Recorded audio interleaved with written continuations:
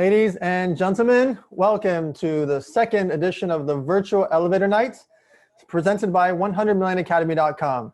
Tonight, we're going to focus on sales training, and we brought together 10 sales experts and business moguls to teach you guys different sales training tips and tricks, especially for the new economy.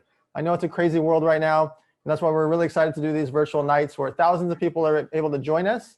And we will have a YouTube video link up in a few days for any of your friends or family that want to watch this, or your staff or business partners, or other members of people that you work with. You will be able to share this via YouTube in a few days from now. But tonight, the action is live, and the only way to win prizes is to watch live. So tonight, we will be giving out cash via Cash App. We'll be giving out some Bitcoin. We'll be giving out some of these entrepreneur boxes that have over $500 worth of stuff inside. We'll be giving out books, special surprises, some coaching calls with some of the experts. So I'm really excited for you guys to be watching tonight. In about 3 minutes, we're gonna have our first guest known as the Wolf of Wall Street. After that, we're gonna go into Bedros Keuilian, who owns over 700 gyms. Then we have Jason Capital, who sold tens of millions of dollars online every single year via e-commerce and social media. Then we have Cindy Eckert. She sold her company for $1 billion. I'm gonna give you full bios once they get here. I just wanna give you a little teaser. Then we have Zak Folkman, who sells hundreds of millions of dollars via e-commerce. We have Cole Hatter, one of my favorite humans, has a large-scale conference, high-level mastermind, sells real estate from stage and everywhere in between. We have Mr. Brad Lee. He's the founder of Lightspeed VT. We have Ryan Stewman, nicknamed the Hardcore Closer. Then we have Chase Hero, who's Zak's partner, who also sold hundreds of millions of dollars in e-commerce over the years. And then we cap it off tonight with Mr. Cody Sperber, nicknamed the Clever Investor. So Elevator Nights has been going on for 6 years now. Normally it's live, it's in person. We've done 38 in-person events with 300 to 1,000 people. Due to the coronavirus, the COVID-19, and this crazy situation we're all in, we'll be doing these virtual elevator nights for you guys completely free. And I'm really excited for you to be here. And also for future events, which will usually be on Sundays, if you could share it with your friends tonight while you're watching, share it with your friends via social media, tag the speakers, tag us, or just enjoy what's going on here. And try to dive into the questions on these chats. If you could ask questions, I'm going to be using these questions to interact with the speakers for you. And also from the questions that I see, I'll be picking some winners from there as well. So we have 1 more minute before we bring on Mr. Jordan Belfort. I'm going to look if we find any cool, you know what? Actually, let's give away a prize right now. 3 people, if you could email to winner@100millionacademy.com. 3 people that email winner@100millionacademy.com. How much Elevator Studios, my social media agency, has spent on social media over the years? I'm going to say the answer in the next few minutes. You don't have to do it this second, because it's not going to be in order. It doesn't have to be the first person. We're just going to pick 3 people that email winner@100millionacademy.com. How much Elevator Studios has spent on social media? So I'm going to give my bio now for 1 minute, and then you'll know the answer. So my name is Fleyshman. I was the youngest founder of a publicly traded company in history. At the age of 23, I took my company public, and for about 4 years, I didn't sleep, and I got our products into 55,000 retail stores. After that, I started an online poker site with Dan Bilzerian, DJ Steve Aoki, and a bunch of great poker players. And within 10 months, we're the 3rd biggest poker brand in the world. After that, I decided to become an angel investor and start a social media agency. I've angel invested into 36 companies, and my social media agency spends around $60 million with influencers on products, brands, and mobile apps. That's my main day job. And my passion is my charity. It's called Model Cities Fund. We create backpacks for the homeless with 150 emergency supply items inside. So during that quick bio, you heard the answer. Email to winner@100millionacademy.com. And now, without further ado, I'm actually going to play a song so you guys can get pumped up. Hold on a second. I got it here. If you can hear this, sing along with me. Hey, Hey, All right, guys, if you could, please give a round of applause from wherever you are in the world to Mr. Jordan Belfort, the Wolf of Wall Street. What's up? What's up? How you doing, Dan? It's fun, right? I had to give you the intro. All right, so if you could, everybody's watched your story, obviously. It's one of the biggest movies of all time. You've got Martin Scorsese, Leonardo DiCaprio playing you. I mean, but people know that story, but tell us some of the business sides of your story, quick bio, and then we'll dive into questions. Sure. So basically, I think most people, I think that, in the world of, sales and self-development know that, what was really behind the success that you saw in the movie was a system I created of sales training that allowed average people who had never been successful before, to become world-class closers and use that skill to make millions and millions of dollars. In fact, they called the system the Great Equalizer, the straight line system, because it would take kids who had never been successful before, who really could not compete on Wall Street with their better pedigree, that are educated and often smarter IQ-wise, people that counterparts on Wall Street, the big firms. They learned my system, and that made them equal to those people, and they saw the success. And once I invented that system, that was it. That was the X factor that allowed me to take all those kids that you saw in the movie, there's really tens of thousands of them in real life, and turn them into millionaires, teach them to become closers, how to influence, how to persuade, how to close the deal. It's a system I teach today all over the world, and it's as effective as it was back then. It's even more effective now, and especially, by the way, given what's going on, because remember, the straight line system, what I teach, it's about distance selling. It's at its most effective because what it was designed specifically was, how do you call someone on the phone, or in this case now video chat, which is the same thing, because it's a communication distance where you're not in front of someone. Because when you're in front of someone, there's a certain energy exchange that can happen where you use body language and charisma. That is greatly reduced on a phone call. You can still use it and harness it using certain techniques of the straight line, but there's no doubt it's just simply reduced. So there's other ways now using the straight line that I had to invent because it was a phone-based sale. Nowadays, it's all the rage. So it's about distance selling. How do you get your point across to someone at a distance so they want to buy whatever it is you're selling? And that is a skill that today is probably the single most valuable skill you can have. So you've got thousands and thousands and thousands of people that are still learning from you sales online every single month. Why is it that you focused the last decade or two on sales? Why is it so important to you? Well, it's sometimes, as a person that is like you, a born entrepreneur as well. I've been in every business. I've been in venture capital. I love starting business. Of course, I teach entrepreneurship too, and strategy and scaling, right? But I wouldn't say the problem is, but the reality is just that everyone knows me as the world's top sales trainer. I'm known as that. I have a movie about it. So it's like everyone just wants that skill so badly. And listen, all of those skills are important. Marketing is crucial. How do you find the right people, bring them into your pipeline? How do you run a business effectively? How do you manage your emotions, which is crucial, your mindset for success? And by the way, the straight line is very much into that whole, the mindset of success for sale. In fact, pretty much most of your speakers that I see on it, I probably have studied, I know a few that have used the straight line with great effect, and they teach it as well. But the point is that one skill, to be able to literally close the deal, which in my mind is getting someone who is not interested. They're not interested. No interest is no interest, right?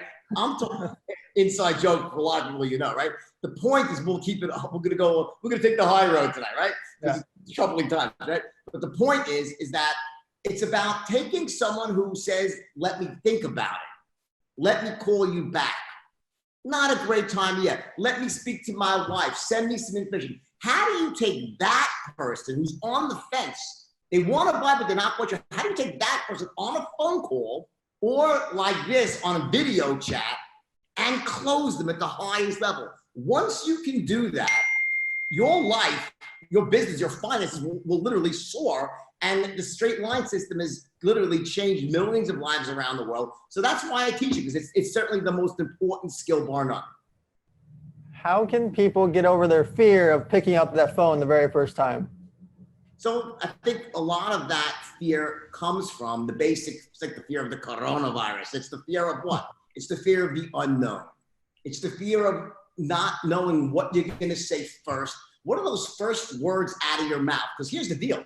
When it comes to selling over the phone or in person, one of the first things we teach with the straight line system is you have literally 4 seconds to establish yourself in a very certain way. That way is being sharp as a tack, enthusiastic as hell, and an expert in your field. How do you position yourself in someone else's mind as a world-class expert who's sharp on the ball, an expert, enthusiastic? You got 4 seconds. Now, what happens is most people, they say intuitively they know that, but they don't know how to do it. So they get nervous, they get fearful, so they shy away. What the straight line system does is it literally spoon feeds those first 4 seconds to you, and then takes those 4 seconds and show you how to leverage that every single word, every single phrase, right down from the moment where the prospect says, yeah, let's do it. The straight line system is an end-to-end system. So what it does by default, it literally takes away people's fear, because so much of that fear is about not knowing what to say, not understanding what the result's going to be. And we don't, we all shy away from the unknown. That, and also there's some very powerful parts of the straight line that specifically deal with mindset, overcoming fear, managing your emotions, your belief systems, and together, it's this 1-2 punch that, you take someone that's never succeeded before in sales or business, and you teach him the system, straight line, and it's literally a life changer, a game changer from top to bottom. Is there a difference in sales for a low ticket item like a pen to a high ticket item like a car? The answer is, it's a good question. The answer is yes and no. I mean, at the end of the day, there are certain core elements that need to line up in any person's mind before they say yes. And we call those in straight line parlance the 3 10s. That imagine a continuum of certainty from a 1 on this side, like the worst, like someone really hates what you're selling, to a 10 is they love what you're selling. And the idea with the straight line is that we must get someone to that really high level of certainty about what you're offering. If they say, I'm not really sure if it's going to help me, are they going to buy it? Probably not. So when you ask someone for the order, whether it's a pen or a car, and when you say, oh, this pen costs $1.95, if that person thinks, wow, that's the biggest piece of shit pen in the world, it probably doesn't even write, it's going to run out of ink, it's going to feel bad in my hand, it'll probably work for a day and break. Are they going to buy that? No, they're not going to. And conversely, if on the other side of the equation, when you ask for the order, someone says to you, oh, I am absolutely 1,000% certain that this is the best pen in the world. When you ask for them the order, in that case, you have a very good shot in saying, yeah, I'll buy it. They love the pen, right? So that has to be present. In addition to that, as you're establishing that in someone's mind, you explain why it should be at a 10, right?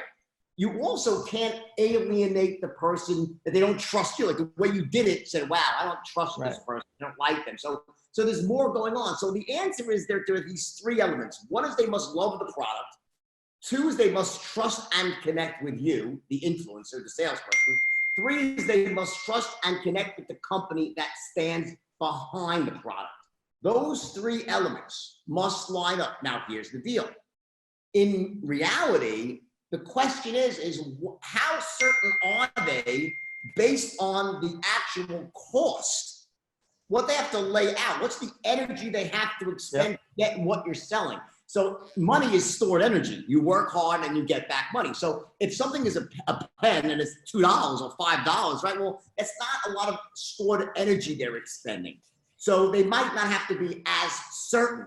But remember this, people, if they don't think it's gonna help them, they'll say, well, why would I buy a pen even if it's $1? In other words, we buy things that we think will make our lives better. We buy them from people who we trust, and we buy them from companies that we believe will stand behind that product if something goes wrong. So the answer is that when you get to the higher ticket items, you have to create more certainty. The level of certainty someone needs to be at is typically higher than with a very low ticket item, which could be an impulse sale. So what you see happening, the difference between those 2 is that gap of uncertainty comes out in the form of objections. So rather, they're not going to say to you, I'm not certain because I don't think your car is good enough. What they'll say is, oh, it sounds really good. Let me think about it. That's what they do. Or, oh, it sounds great. Let me call you back. So what you start getting with typically these higher ticket sales, and also with low ticket sales, but not quite as much, is you get these people to a point where they're very certain, but they haven't crossed over this threshold where they're more certain than the amount of energy they believe they have to expend to get the benefits. So what we do with the straight line system is really, it's an end-to-end program that shows you exactly how to manage that process from start to finish. And when you do it, I mean, the results, once you learn how to do that, it takes someone from a level of uncertainty to a level of absolute certainty using language and tonality and even in-person body, on distance body language. It still comes into play in a very big way. It has a massive impact, and you can get to this point with the straight line system. We say you can close anyone who's closable. That's the highest level of straight line proficiency. You can close anyone who's closable. Now, that does not mean that you can close anyone, Dan. Even if you're even me, when I sell, I don't close every person, but here's where you'll quickly get to when you understand the straight line. When someone doesn't buy from you, you're not gonna say, damn, I blew it. Jordan could have closed more. Dan, you'll say, wow, you know what? They didn't buy from me, but no one could have closed them. They were not closable. Either they weren't right for the product, they couldn't afford the product. So you get to this point, and this is important, by the way, where you know in your heart of hearts that, hey, not everyone's gonna buy from me, but I know that I did not blow it. And that is crucial. Once you have that, you'll start working harder, you'll feel more assertive, your fear will vanish. That's the point. Make sense? So what type of sales reps and industries would the straight line method be good for? Well, it works for anything and everything. And by the way, even if you're not in sales, to me, the biggest mistake people make, I call them civilians, non-sales people, is they think that sales is just for salespeople, and nothing could be further from the truth. I get a call a few days ago with chiropractors. There was like 500 chiropractors. And I think 300 of them went out and actually bought the system to close because you're selling your service. Yeah, you can be the greatest chiropractor in the world, but you have to get that point across to someone else.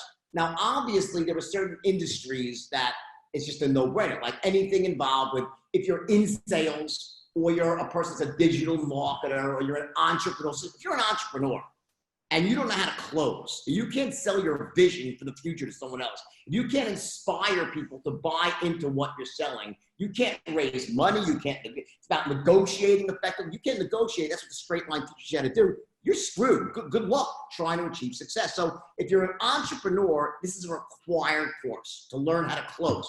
And by the way, if you don't learn it from me, to learn from someone, okay? I mean, obviously, I think mine's probably the most effective by a country mile, and most people just copy me and they change the name and call it something else. But the point is, if you don't, you have to, it's a required skill to be able to close the deal. So if you're an entrepreneur, salesperson, anybody in marketing, or anybody who wants to just live a more empowered life, I mean, shame on you if you go through life not knowing how to get your point across. So just look at this equation. Think of it this way.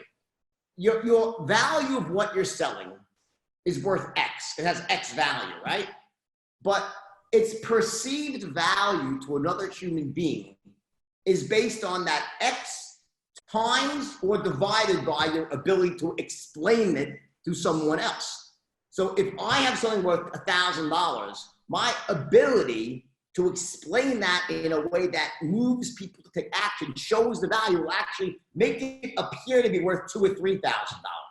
If someone's a terrible closer, tries to sell a $1,000 product, the perceived value would be $100. Right.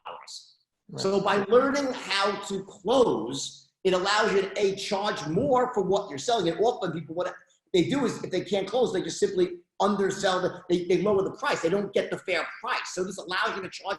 I'm not saying you should overcharge, but it allows you to charge what your product is truly worth, because you could have the greatest thing in the world in your head, but if you can't explain it to someone in a way that makes them connect with you and say, wow, I see that, I mean, they're just simply not going to part with their hard-earned money, especially in this type of world right now. And again, this is the straight line.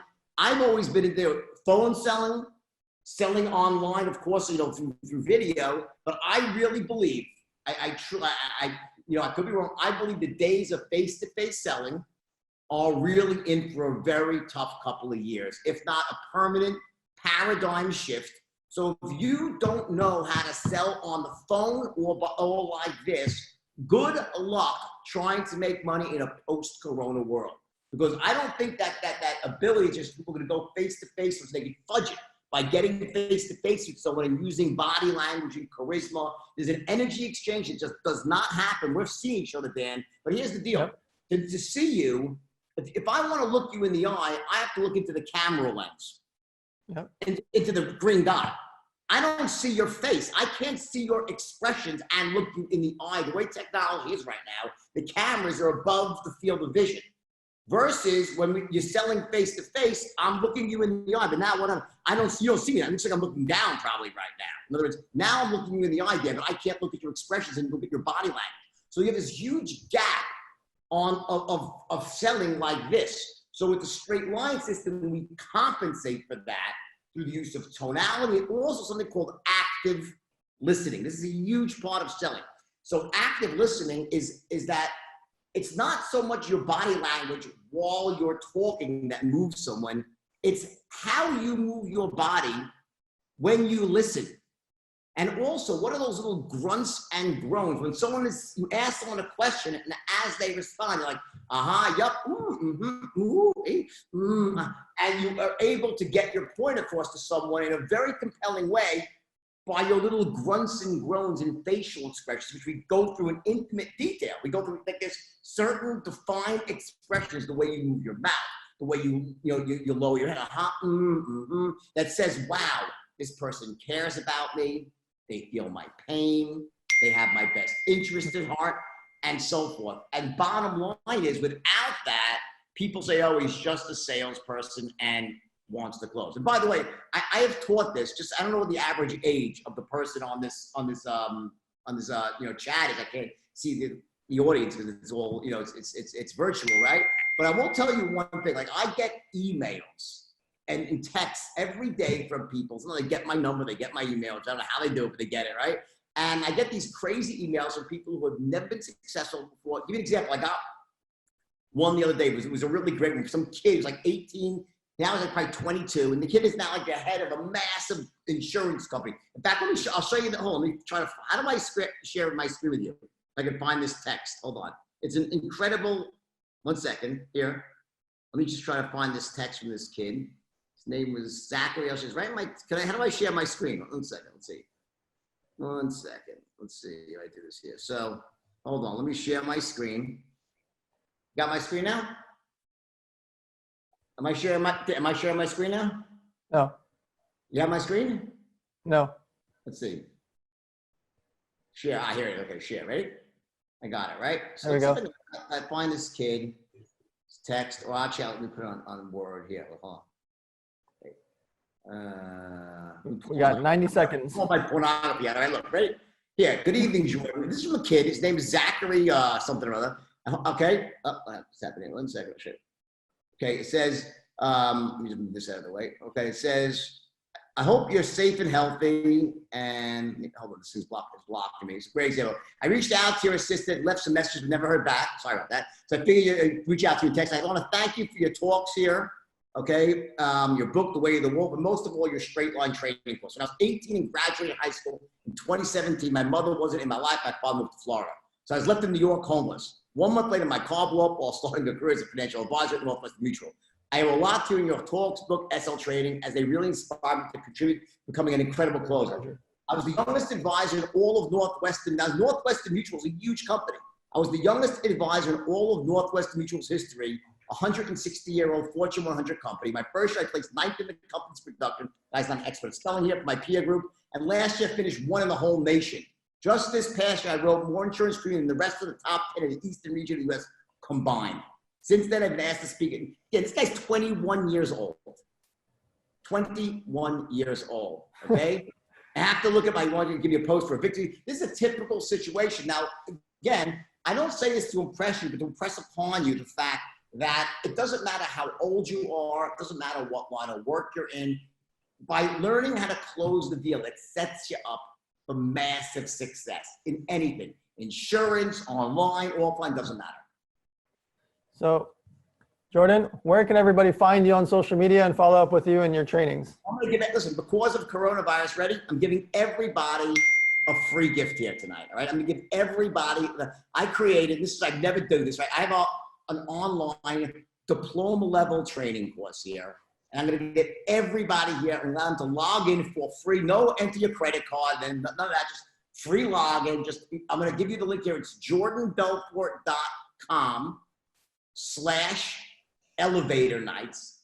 Log in, you get the introduction to my system and also the first lesson of module 1, which will show you what these 3 TEDs, it's just ridiculous. So everyone, that's my gift to you. Okay, no obligation required. You're not entering your credit card info. And believe me, just do that, and that's enough to get you at least going in the right direction. Awesome. Thank you so much, everybody. Jordan Belfort, the Wolf of Wall Street, one of my favorite humans. Thank you for everything tonight. I'll see you soon. Take care. All right. Our next guest, Mr. Bedros Keuilian. This man has built up over 700 franchisees of his gyms called the Fit Body Boot Camp. He has massive events with thousands of people that attend in person, but also he has high-level coachings that are 25,000, 50,000, and even higher level ones. And he has these intensive boot camps where he gets these people out there changing their lives. And it's so fun to watch. Go follow him on social media, watch what he's doing. But more importantly, please give a round of applause wherever you are in the world to Mr. Bedros Keuilian. What's up, Dan? How are you, man?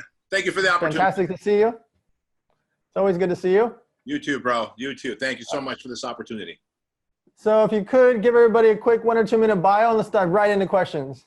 Yeah, man. So here's the bio, right? Many of you, I'm not going to assume you know me, but I immigrated from a communist country, the Soviet Union, when I was 6 years old. I grew up in Section 8 housing, ate with food stamps. We found food in the dumpsters. One time when we lived in shitty apartment complexes, I had lice so bad that my mom had to wash my hair with gasoline because we couldn't afford lice treatment. And my dad said, hey, as you grow up in this country, 1, learn the language, 2, get rid of the accent, 3, understand the culture, and 4, serve the people in this country. And the more you serve them, the more money you'll make. And so that's what we did. That's what I did. I was able to create Fit Body Boot Camp, our international franchise, and software companies and supplement companies and my high-level coaching programs. And today I feel like I'm the Cinderella man, and I love giving back. And so when everyone's freaking out over this coronavirus and what's about to happen with the economy, just understand that that's where I came from, the Soviet Union, where you have no food. What you guys are seeing in the grocery stores right now with no toilet paper and no cleaning supplies, empty shelves. I grew up as a 6-year-old seeing that, going shopping with my mom and dad. So I'm here to tell you that everything's going to be okay as long as you have something that you sell that you believe in and that you are good at selling. And that's what we're going to get into right now. All right. So I'm going to start off with some questions before we get into the group questions. Your social media words have been very powerful during this epidemic. What are your thoughts on sales in the new economy? So it's simple. Here's the deal. The economy is doing what it's supposed to do. It is resetting. The thing was, normally it'll set with the housing market crash, or it'll reset with a stock market crash like we're used to. Hell, it even reset in 2001 with a terrorist attack.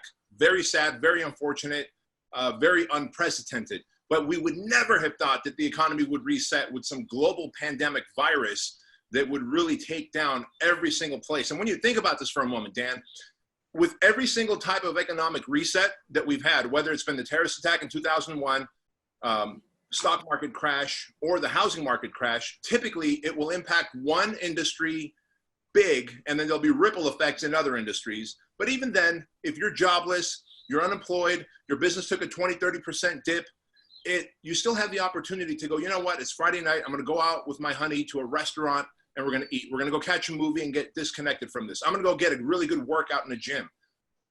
The difference with this one is we all went down, well, most people went down to zero income very quickly.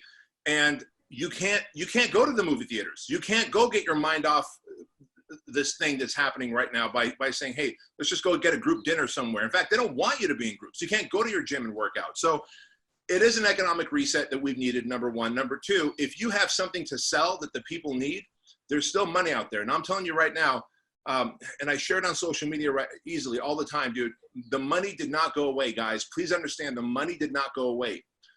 all the thing that happened was the money went to someone else. So money changed hands, and you have to figure out who got the money now and literally go sell them something that solves a current problem they have. And I'll give you a great example. People who own Zoom, and everybody in the Zoom employment space is making more money. Amazon, from the lonely Amazon delivery driver all the way to Jeff Bezos up top, is making more money. Grocery store apps, every single one of the people working in those grocery store apps are making more money. Those people have more money. Their economy has not changed. They have problems. If you have the solution, you ought to start selling to them. And once you get that in your mind, then you realize, oh, money didn't disappear. I don't have to sit around and wait for an economic relief. I just need to find who's got it and see what solution I have to the problem that they have. Does that make sense? Oh, yeah. So you've sold over 700 franchises of your Fit Body boot camps. Tell us a bit about that sales process, since they're buying into you, the brand, and the economics, since there's so many different factors in choosing a franchise. Yeah, really good thing. So right off the bat, I'll let you guys know that I love selling big ticket items, high ticket items. So our franchise is $50,000 buying fee, and then $1,800 a month for a 7-year commitment, franchise royalty fees for a 7-year commitment.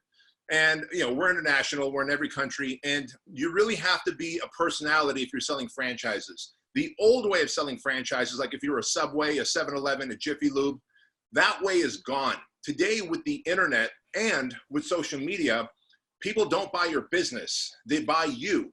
Do they believe in you? Do they believe in your core values and your ethos, the way you show up, the way you deliver? And if they do, and they feel like they know, like, and trust you, those 3 factors, they will buy into your brand. And it blows me away that so many people are still trying to sell their product instead of selling themselves first, building that human connection, and then saying, oh, by the way, I have something that's going to make you money or change your life or whatever. And so to me, it's been all about making the connection first. We saw this early on, years before social media ever existed, with Steve Jobs and Apple. Like, he became the face of it. Like, you were buying into Steve Jobs. And then we saw it most recently with the big company, Tesla. Like, when you think about why Elon Musk, what nerve does he have to go and create a car, an electric car, when all these other car companies have created one? But then he came out as a face of it. You buy into Elon Musk, then you buy a Tesla. And right. If your audience can just grasp that knowledge, dude, it is all the way up. Yeah, and a lot of times when I'm speaking at events, I say, can anybody in the room name the CEO of Southwest Airlines? Can anybody in the room name the CEO of American Airlines? How about Delta? No, right? Right. But everybody in this room can name the CEO of Virgin Airlines. Bam. All of you, right? The same thing with car companies. Nobody knows the CEO of Ford.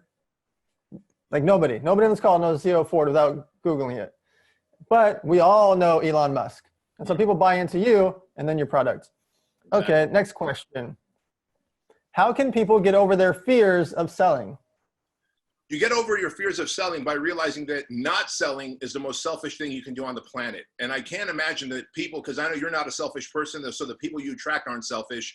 And so if you have something that truly changes lives and can impact people's lives and solves the problem that they have, and you're not selling it because you're afraid, just understand that that is the most selfish act you can do, because every day that person is suffering, they're crying themselves to sleep, their business is not working like they could if they had your product, if they had my franchise. And so if you just reframe it as turn the fear into selfishness, instead of saying, I'm afraid to sell, if you said, I'm selfish if I don't sell, well, shoot, I don't want to be selfish, so I better put my stuff out there. And that's truly how I look at it. So you have such different levels of how people can learn from you. You have online, you have live events that are $500, $1,000. You have masterminds, you have 25Ks and 50Ks and one-on-ones. Like, how do you decide pricing when you're coming up with sales? Well, I'm a big believer in there's the price elasticity, right? In other words, somebody always wants your highest program. You look at Rolls-Royce, especially the Rolls-Royce Phantom, about $560,000, but they have the black edition for another $80,000 more. You get the blue trim and you get the fancy lights and the whatever. So no matter what you're buying, even if you're looking at a Honda Accord, you can buy the Honda Accord, or you can buy the LS model or the XL model with the bells and whistles.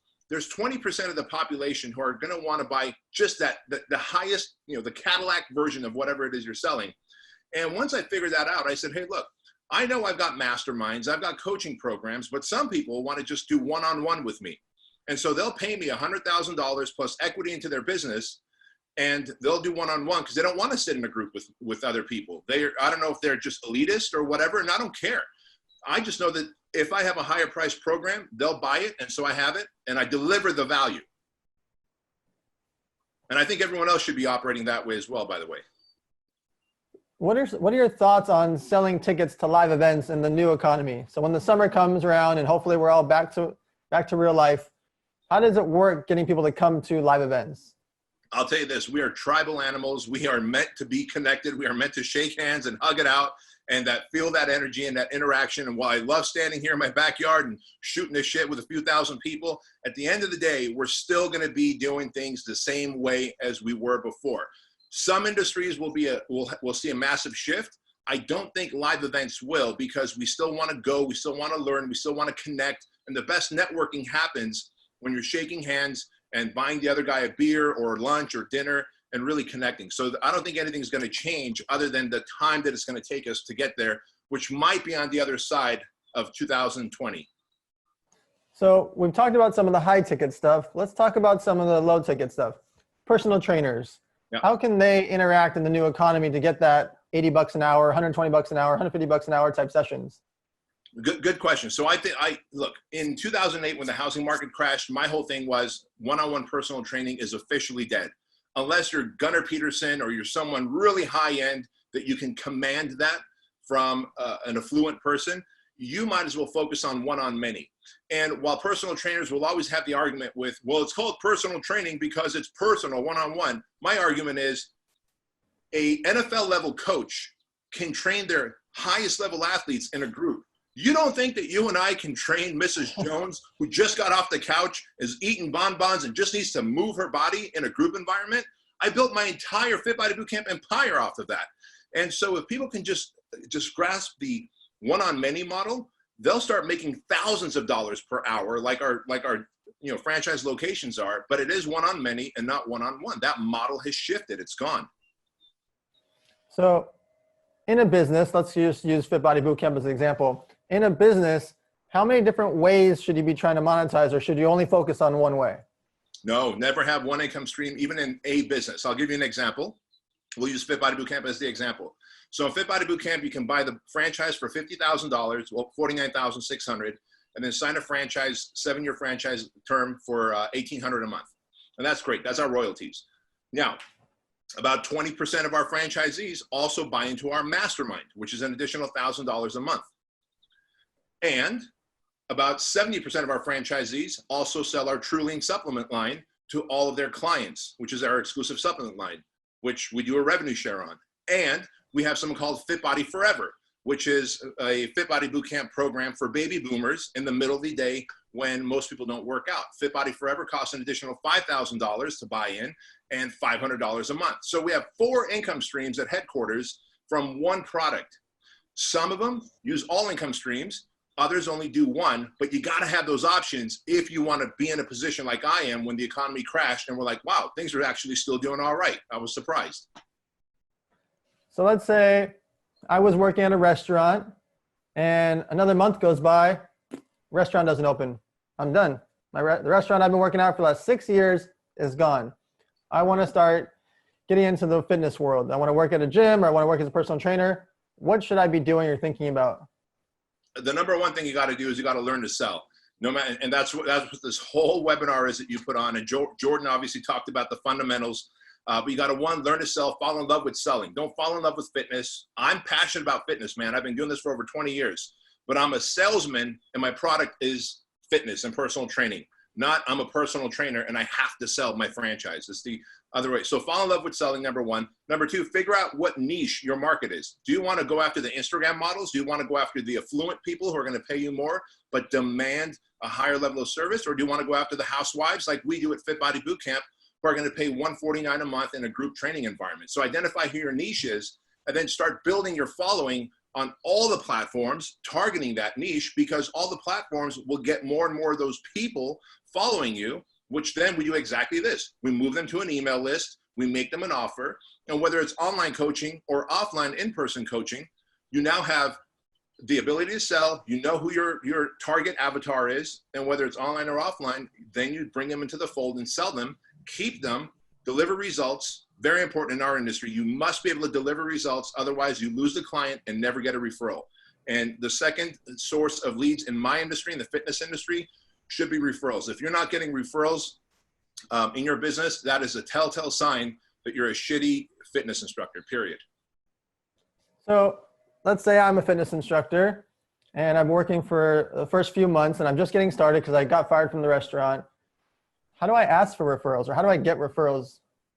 The easiest thing to do is just say, hey, Dan, as I get you into the best shape of your life, can I count on you to help me impact the lives of more people? Because my personal goal is to help 10,000 people over the next 5 years. And Dan's going to say, well, of course. So as I help you get in awesome shape, can I count on you to refer me to 2 or 3 of your friends? And of course, you're going to say yes. And so now this becomes a condition of doing business. Now I have to get you in shape. And so within 6 or 10 weeks, I go back up to you and I go, hey, Dan, remember the day you signed up? I said, if I get you in shape and help you reach your goals, will you give me referrals? You say, yes. You got to set the condition first and then give Dan the results and then come back and ask him, so can you make 3 text introductions to people that I can give a free week to? And make it so no-brainer where Dan could just go, hey, Bob, meet Bedros. He wants to give you a free week because you're my friend. P.S. He gives me great results and I love the guy. And now you don't seem like a douchebag. It's not like, hey, Bedros is going to sell you on a low-price program. A free week, no strings attached, to 3 of your friends. I bet I can convert at least 1 of them, and then I'm going to do the same thing over and over again that way. So I love that one, because that's what I call a closed mouth doesn't get fed. Mm-hmm. What you said was you just asked for it. Say, I'm going to ask for this if I do this, and then you ask for it again, and then you make it easy for them. That's it. So I'd also like to ask you, your book. Could you tell us a bit about your book? Because I want to give away a couple of copies before we get off here. Thanks, man. I appreciate it. So my book, Man Up, is all about my journey into leadership. So while I'm a great marketer, salesperson, as Fit Body Bootcamp grew from 2012 to 2020 now, right around 2013, 14, 15, as my team grew, I was a poor communicator. I was indecisive. Honestly, I didn't know how to lead people. If I'm going to be very, very honest, I had a very poor vision. Back then, if you asked me how many franchise locations do you want, I would say a lot. And if you said, when do you want it by, I would say as soon as possible. That's not vision. Vision is I want 2,500 locations by the year 2025, which is where we're headed. And so I had no vision, no decisiveness, no communication skills, and I was emotionally a wreck. And so it took about 2.5 years for me to become a better, more effective leader. And I documented all that in my book, Man Up. And I call it Man Up because I kept telling myself, dude, man up and run your franchise like a leader, or otherwise you're going to lose it. And so it's really humaning up to your highest potential. And there's 6 pillars of peak performance and leadership that I teach in that from my experience. It's changed my life, and it's changed the lives of everybody who's read it. So we're going to give away 10 copies of Bedros' book called Man Up. You have to email winner@100millionacademy.com where Bedros was born. Email winner@100millionacademy.com where Bedros was born.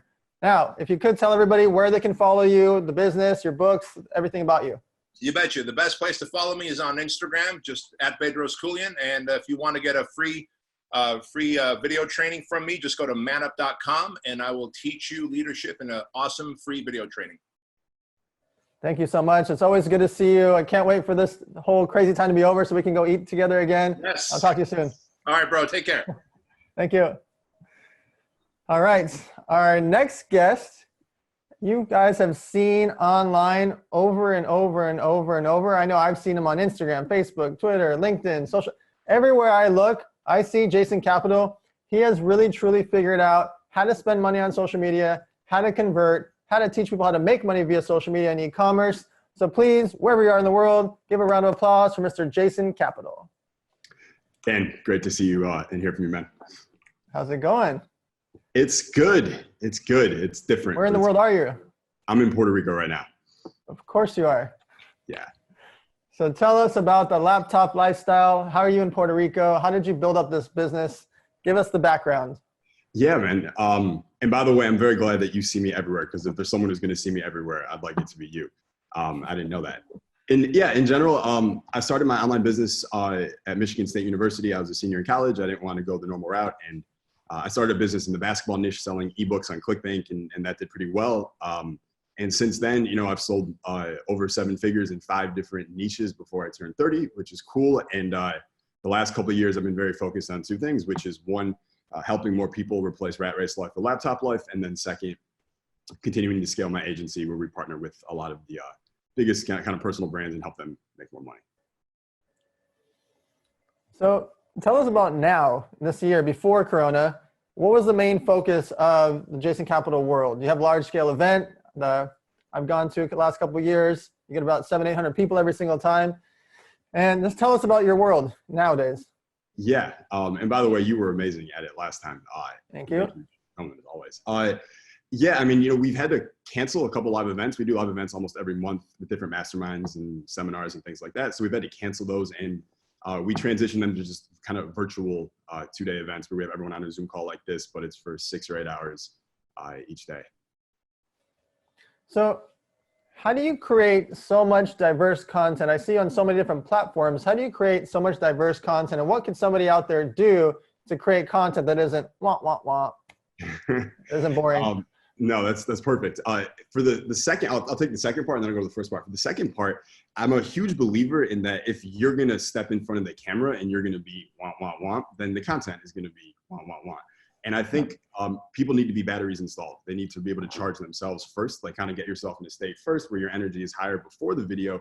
And I always think that carries through. I think that if we get ourselves in a really good state, then the good tonalities, the energy, the right quotes and sayings, and really just making the impact and making the other person feel us through the video, I think that's just going to come through.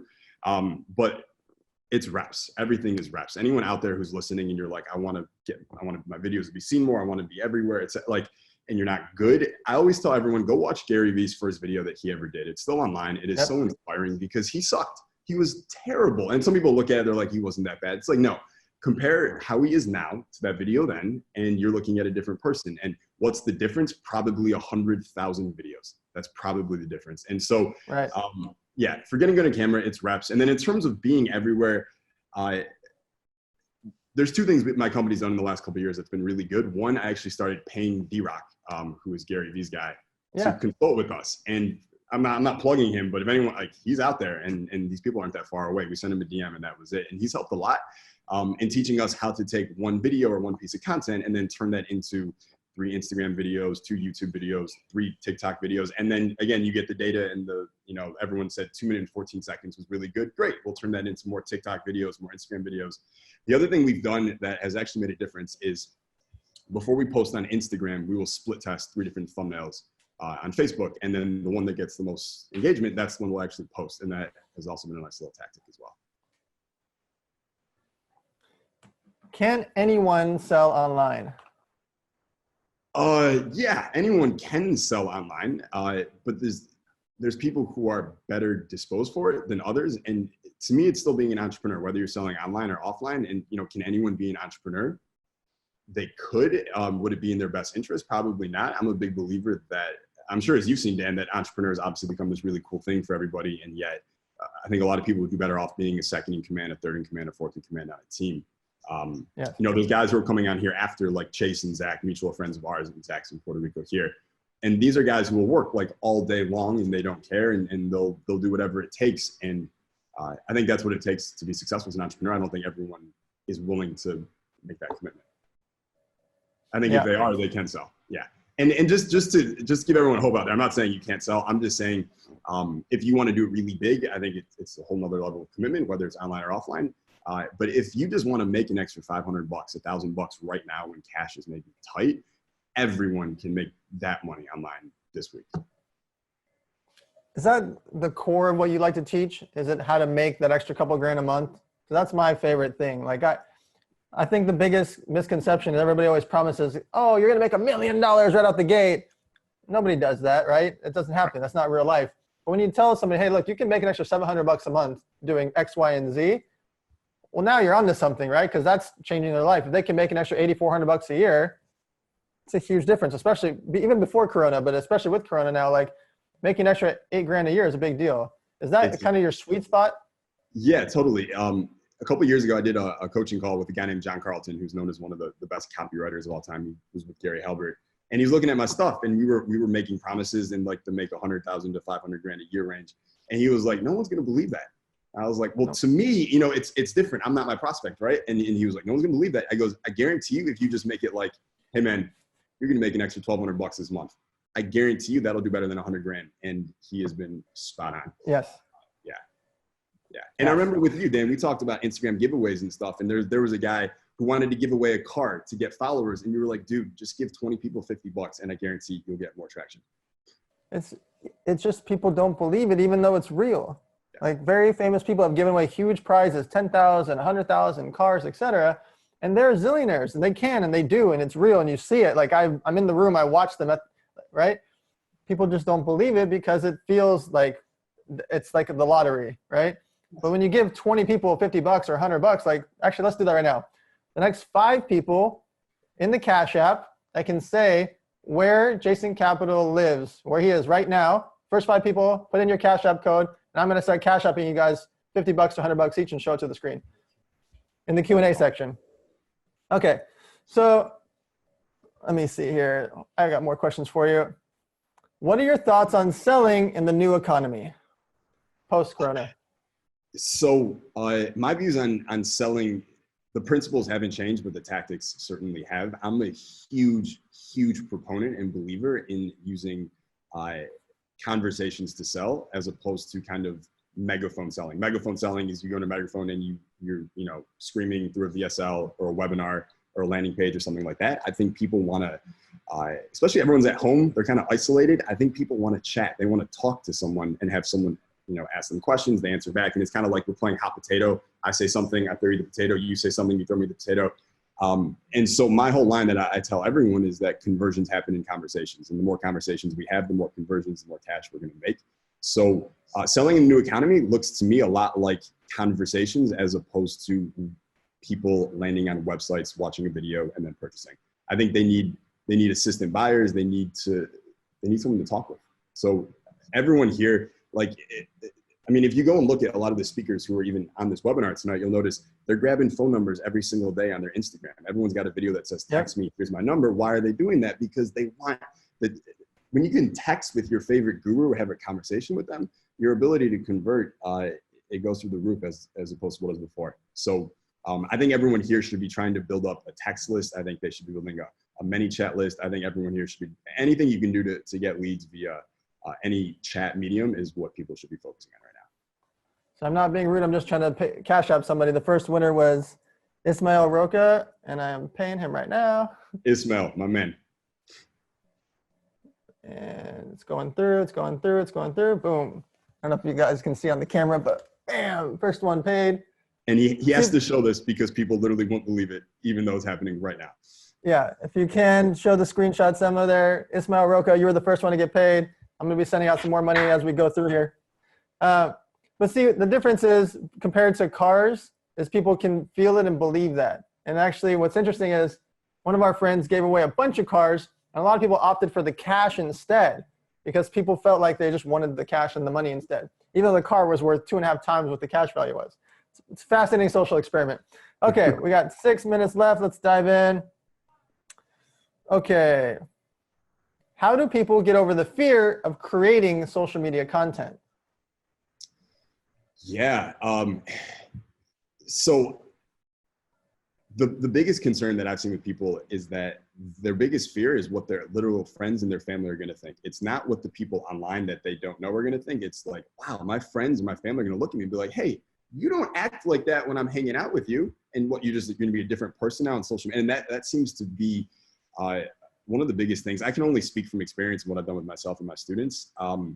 And what we do is we just take a sledgehammer to that fear and we just bang it out with repetition. And so I would challenge everyone here who's afraid to make content, go on a 30-day challenge where it's not a video a day for 30 days. You're going to make 3 videos a day for 30 days. By the end of it, you'll have 90 new videos under your belt. You probably, you won't suck anymore on video and you'll be comfortable posting that stuff. The other cool thing about it is when you start posting content out there and you're promoting yourself and your business and your brand and whatever on social media, you find out very quickly who is really rooting for you and who is just kind of saying it for. All right, I sent a random number, $77 to David Baird, but it says you got to complete the payment. So make sure you go click on that. David, you just got $77.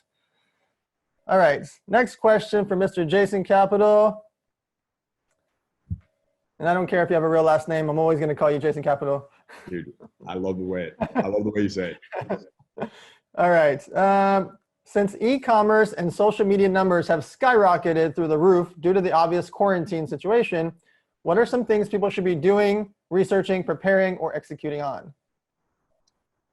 So I work with a lot of agencies and service providers to brick and mortar businesses who obviously aren't in business right now. And a lot of them ask me, what do I do? What do I do?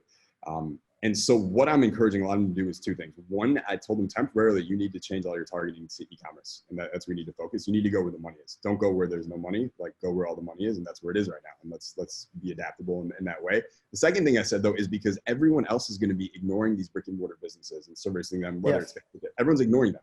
So they've never been more receptive ever, because they have all this free time, and all the people that used to send them cold DMs and cold emails for business and stuff they've all stopped.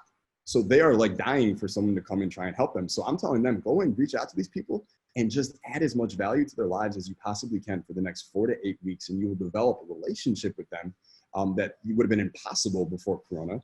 And now when we all walk out of this thing and everyone's, moving together to kind of put the pieces together, you have a relationship with 5 or 10 or 20 or 50 local businesses in your area that are dying to drive more people into their physical locations. And you were the only one who was there during the entire pandemic, adding value, building trust, helping them in any way. You might have came in this thing with 3 clients, and you might like walk out of it with 12 or 15 clients if you work on it. So tell us some of the things that people can learn from you in your world. Is there anything, ebooks or books or live online? Like, what's your world? Like, what is the places for you to teach people? Got you. So my central hub is Instagram right now. So if anyone wants to find me there, it's just at Jason Capital. That's the main place, man. And then what's the main thing that they're learning from you? Got you. So one, they'll learn how to bark, because I do that a lot in videos and people seem to like that. But in all seriousness, the 3 things I teach, I focus on are high. You're going to do the bark? I mean, you can't just say it, you got to do it. Well, I got dog. There it is for Dan. And I do that all day long because I'm fucking crazy. But I bark in a lot of my videos. You want to talk about making videos not want, just bark. All right, simple solution. Just bark? Yeah, just bark. All right, we just sent another $55 to Jack Sneed. I love it. Sorry, I just feel like Santa Claus over here. I really hope that was the first bark ever on an Elevator Nights Zoom or 100% it was. For sure it was. And you put some back into it. That was good. Okay, yeah. So we got 2 minutes left. 2 minutes left. Where can people find you, and what are some last thoughts you'd like to say to the world going into the summer? Just find me at Jason Capital on Instagram. And last thoughts going into this, I just feel like there's so much we can't control right now. There's so much we don't know. And I don't think consuming more and more news is going to help anyone get more informed. I think it's going to make them more confused and put them basically more stress, more anxiety, more worry. And so I think if we're in this situation where there's so much that we can't control, everyone here should just ignore all the uncertainties as they come, and let's just focus on the things that we actually can control, like our mindset, our health, our relationships, the conversations we're having. I think this is such a good opportunity. If everyone's got all this open time, like there is nothing more valuable in any business than your relationships. And so you have all this free time and everyone's doing nothing. Like everyone's 10 times more receptive and less busy. So how about you go to work nurturing the crap out of all the relationships you have in your network right now, so that when this is over, the prime is pumped. I think that's what everyone should be doing right now. Always good to see you, my friend. It's fascinating to watch you. I love seeing you on social media every day. I feel like I get to have that connection, whether you're retargeting me or targeting me for the first time on a new platform. It's always fun. Please, ladies and gentlemen, give it up for Mr. Jason Capital. Thank you, Dan. Talk to you soon. See you later, buddy. All right. Our next guest, my guess is, I haven't seen her yet, but I have a feeling she's wearing pink. Her Instagram name is @CindyPinkCEO, because she is the queen of pink. She sold her company for $1 billion after she had already done a medical company prior to that. So it wasn't her first rodeo. She then somehow got that company back basically for free, which I'm gonna let her tell the story. Ladies and gentlemen, wherever you're on the world, please give it up for Mrs. Cindy Eckert. Hey. You're in pink. Yes, you're in pink. Oh my gosh, I've become so predictable. That was such a crazy bet, right? I'm a big gambler. That's awesome. All right. So can you please tell some of your backstory? Because I didn't do it justice. Like there's so much more to it, and the career to watch, and like seeing seeing you on the news, seeing you everywhere, it's just like you've done so much so fast. If you could tell everybody about it. Yeah. So a little over 10 years ago, I decided, what the hell am I creating value for everybody else for? Why am I not creating value for myself? So I left what was really kind of a traditional career path that I had been on to start something from scratch. So this will give everybody a little bit of hope, maybe in this incredible moment that we're all dealing with. I made the wise decision. My timing is always impeccable to start my first ever company during the last financial crisis. And I did it without a rich uncle, without any contact list of people who were going to write me a check. And by the way, being a woman, neither was any VC, because only 2% of all venture money goes to women. But I was going to do it for myself. So I started my first ever medical business. Then I called it Slate. It was truly clean slate. I was doing it on my own terms. And it was really the lesson of how to build it from scratch.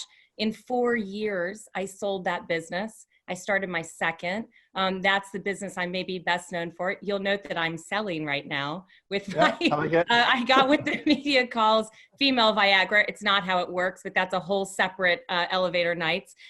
So I got that product approved by the FDA, turned around and sold that business for $1 billion, and then didn't have $1 billion happy ending. They didn't launch my product after they bought it. And so it took me fast forward a few more years. I actually did manage to get it back for nothing. My shareholders kept the $1 billion, and I've used those proceeds to go on and invest in other incredible disruption buyer for women. And we have 12 companies now under the Pinkubator umbrella.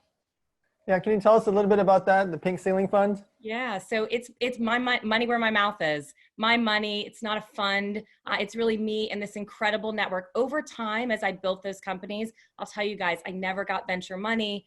It was me just telling every single person relentlessly who I met what I was trying to do, trying to get them to bet on me. And over the course of those two companies, raised $100 million just from private individuals. And so now what's so cool is these incredible founders come to me, and not only do I write them a check, but I open up my network to all of those other folks that bet on me and won. And we're moving things forward that are, overlooked by the system, whether it's that the founder is overlooked or the idea. So we have the first flushable pregnancy test coming to market. We have a technology that with a droplet of water detects date rape drugs and drinks. It's really, really cool stuff. That's awesome. Okay, I got some questions for you. Yeah. I've heard you say that there are 6 choices for people have to make to come work for you. Can you walk through those 6 choices? Yes. Okay, you're gonna have to keep me succinct because I can go on. Go. There are 6 choices. Here's the first one, and it's the foundational choice for everybody on this call. It is, you got to choose to be an owner. And I think, as I think about that, even with my team right now, maybe in no moment, even more so than right now, ownership is a mindset. For me, ownership was literally starting it from scratch for myself. Everybody who comes to work for me has skin in the game, but owning it really means you got to own the losses as much as you own the wins, right? It is how you show up. It is my number one rule of success. The second choice is you got to choose to be bold. So Dan, you were saying nobody knows the name of CEO of Southwest, but he did make a bold choice. It's one of my favorite business stories. And, you think about it, by everybody raise your hand if you've ever flown Southwest. When he came out, he basically decided he was going to be different than any other airline. So humor was going to be part of their choice. And there's this famous story that says, one of their early flights, flight attendant got on. She said, in the case of a water landing, we'll be serving Mai Tais off the left wing. Well, some woman was, so mad, like, oh my God, she was scared of flying. They were supposed to be taking safety seriously. And she wrote a letter. And you know how this goes. All of you guys know how this goes. It went into the big company and it went up the ladder and it got all the way up to Herb Kelleher's desk. And what would be the classic response? You'd say, we're so sorry. We value your business. On his letterhead, he wrote 3 words. He wrote, we'll miss you. We'll miss you. That's bold. He made a decision about who he was going to be. And he thought, you know what? She was never going to be happy with Southwest, but millions of other people would. And as salespeople, that every day you've got to go out there and make bold choices to stand out in a sea of sameness. So those are 2 of the choices. The third is quirky. That's such a weird choice, right? But look, you guys have just seen, you've seen Jason, you've seen Jordan, you've seen Bedros. They're quirky and it works. It's part of their success. And I think quirky, a lot of them have hit on this point. I think particularly at this moment in time, it really just means showing up as authentically you. You know, Bedros said, people buy from the person. It's not really your product, they're buying from you. Similarly, and I would say so important at this moment, you know, we need to recognize the quirks of our customers. I had my first company sold a product, too long of a story, but the biggest researcher in the field had done research on lizards. I'm in healthcare, right? Weird stories. And so when we would mail him out his orders, we'd put a plastic lizard in every box. No one said anything about it. And I got to tell you, he was at Harvard and I went to visit him one day, and you can like imagine the scene. I walk in, it's like mahogany bookshelf and it's so Harvard. And on the second shelf, all the plastic lizards. We recognize his quirk too. It's about really seeing people. That's going to be more important than ever right now. I think celebrating that. And the last three, I'll be quick because this group knows it. Learning. I don't even need to tell you guys about that because you're all on here tonight. Learning. Yep. What a boring day it would be tomorrow if we thought we knew everything. Family and appreciative are the final two. And I think that's the way you go through life. Okay. What are you looking for when you hire salespeople? What am I looking for? Well, look, I'll tell you what I'm not looking for. I'm not looking for their pedigree. I don't care. I don't care. Actually, I care so much more about attitude. That is what matters. By the time they get to my desk, everything I'm asking them is really just trying to figure out that same, how do they show up in a sea of sameness? I don't know if anybody's read the book Purple Cow, Seth Godin. I'm dating myself. It's kind of old and it's really like a marketing book actually, but it speaks on so many more levels, I think, to owning a business, how you show up in this world. And it is that purple cow philosophy, right? It would take a purple cow on the side of the road to capture our attention. Pat Lencioni said this well. He said, hungry, humble, smart. We're all hungry, right? Right now, like there's going to be a world that's really hungry. But I think if you keep that humility, if you show that smarts and that attitude to go in and learn, those are the people I'm picking all day long. So when you said that, my whole team over here started clapping. They all love the Purple Cow. I saw Kat hold it up. That's great. I love Purple Cow. It's a great book. If you haven't read it, you got some time at home, read it. Exactly. So you sold your company for it just sounds cool, $1 billion. And then you got it back for free. That sounds even cooler, by the way. Yeah. How the heck does that happen? Like how does that happen?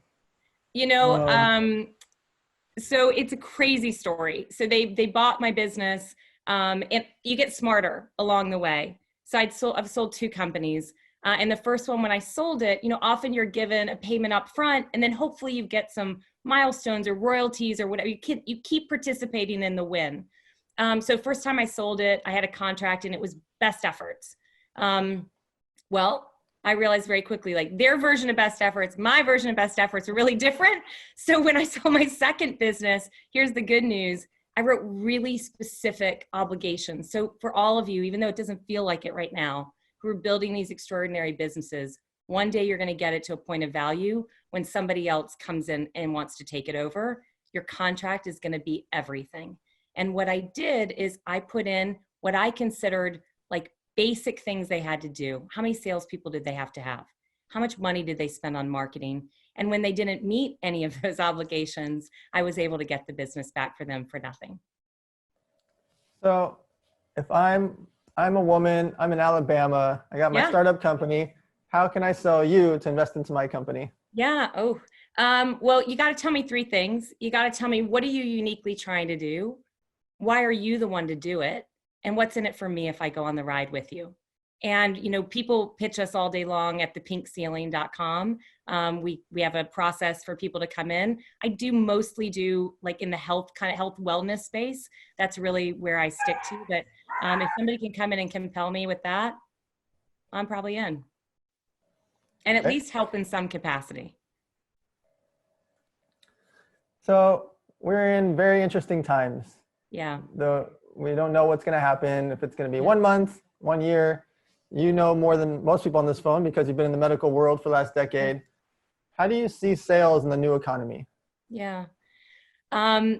So I have a quote, and that is, if necessity is the mother of invention, then COVID is the mother of creativity. And I think more than ever right now, creativity is going to win. And I look at my own sales force today. Can you imagine? I can't go into doctors' offices. Right. Doctors' offices are only seeing patients walk in with COVID symptoms. And so they're really having to get very creative about how they spend that time. And they've gone online. We've helped our customers be able to do telemedicine. What does that mean? This, right? Like I can meet with my healthcare practitioner like this or via the telephone, which they didn't even know how to do. So we found ways to be resources to our customers, help them weather this time. And also I think we've gotten really clever and creative about how we get their time right now. Well, even they maybe have less workload than they'd like to have.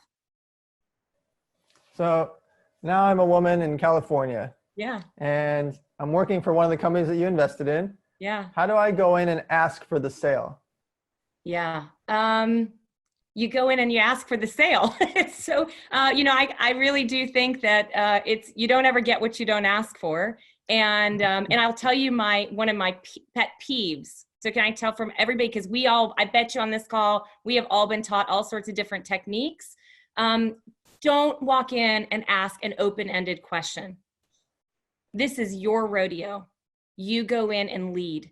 And I think that's what I do this to salespeople, right? They come in and they ask me a really broad question. I'm going to take it wherever I want to take it. And often it's getting away from them. So I think in order to be able to go in and go for the close, you've got to control as much of the path as you can and ask the question after you've gotten all the information out that you wanted to. How can people be studying, preparing for the new age economy? Yeah. You know what? You need to, I think Jason just said it. Jason just said, like, my God, switch off the news for a minute. You don't need another theory on it from your well-meaning and well-intentioned friends. And I think you can almost feel paralyzed around this moment of you can be creative in this moment, right? So you got to assign yourself the job.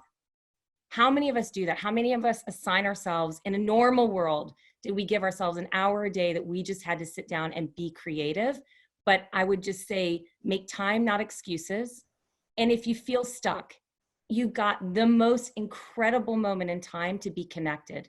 It's hyper connectivity. You can go take a master class right now from just about anyone you want to because they're online giving them. That's the best way to prepare. Being here tonight. Dan always puts together the most incredible group of people. Thank you. Thank you. What traits do you look for in an entrepreneur? There's got to be a irrational passion. You really have to be a little bit irrationally obsessive with your customers, right? Irrationally passionate about your idea, obsessed with your customer base. And boy, you've got to have perseverance for days. Nothing can shake you. I think that's it. I will tell you a question I ask of every entrepreneur and every salesperson that I hire, and that is, what's the first way you ever made money? And it's funny, like how people will come in and answer this question. I mean, there's a lot of people come in and answer this question today, and they'll tell you their first job out of college. Bye. Like they're not coming to work for me. And I have a wonderful woman who works for me today. And when she first came in, she said, well, I babysat when I was young.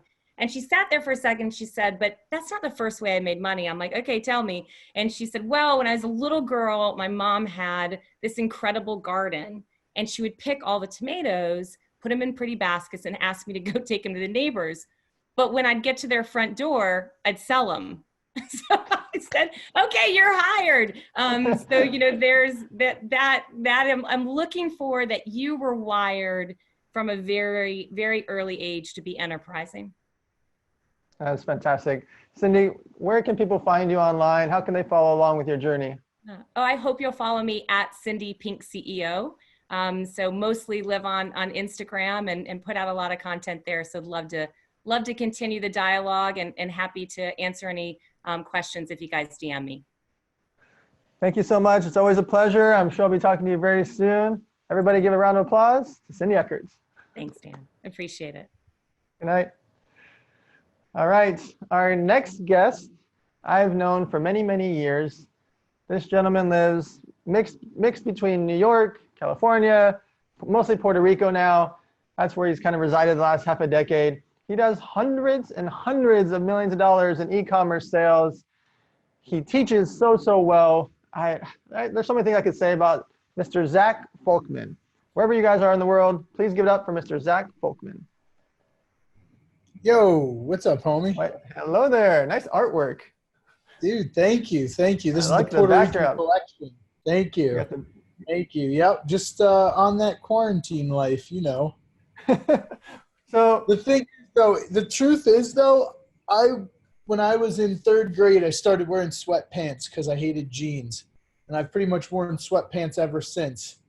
And, you know, I was unfashionable for decades. And now that everybody's wearing that, like, athleisure wear or whatever, now I'm, like, on trend. It's the same thing with this corona. I've been living the quarantine life for a decade, just sitting behind a computer, and now you guys are all just getting a taste of my life. So not much has changed here. I really, truly believe that the denim industry has been most impacted this last 30 days because nobody's buying jeans right now. All right, so if you could. I'll never wear pants without a waistband. I'm over it. So if you could give us a 1 or 2 minute bio, and I want to dive right into some questions with you. Yeah, absolutely. So, I was going to law school, I put myself in massive debt, you know, trying to go through college and law school, realized I really had no interest in doing it. When I came out, I decided, you know what, I'm going to do what I actually want to do. And that's learn how to build businesses and, you know, just kind of work for myself from home, from a laptop, and have that freedom to be able to travel. And pretty much bribed and begged the only person that I knew at the time who was doing anything like this. I mean, this was over 10 years ago. I basically bribed him to show me everything that he knew, and he did. I'm very lucky that he did, and it literally changed my life. Within 6 months of graduating law school, I was like waiting to find out if I passed the bar. I pretty much paid off all my student debts from learning how to make money on the internet and never look back. So here we are, 10 years strong. So I have a very sophisticated question for my first one. Ready? Oh, God. I'm scared. I'm going to read this slowly. How the heck do you sell so much stuff online? Yeah. So it's not that hard, to be honest. Like, I'm not, like, sure, I've been doing this a long time. I've got, like, strategies, tips, tactics, whatever, sure. But the biggest secret is that unlike most people who like go out on the internet and they're like, I'm going to do this because it's Corona season and I'm really passionate about, like, you know, the hats for cats, you know, whatever it might be. That's great. And all power to you if you're like, you know, really into fitness or health or fashion or whatever. Good for you. Like, pursue your passion. My passion is money and numbers on the scoreboard. So I don't personally care what I'm selling. I'll sell socks. I'll sell pet products. I'll sell kids products. I'll sell health products.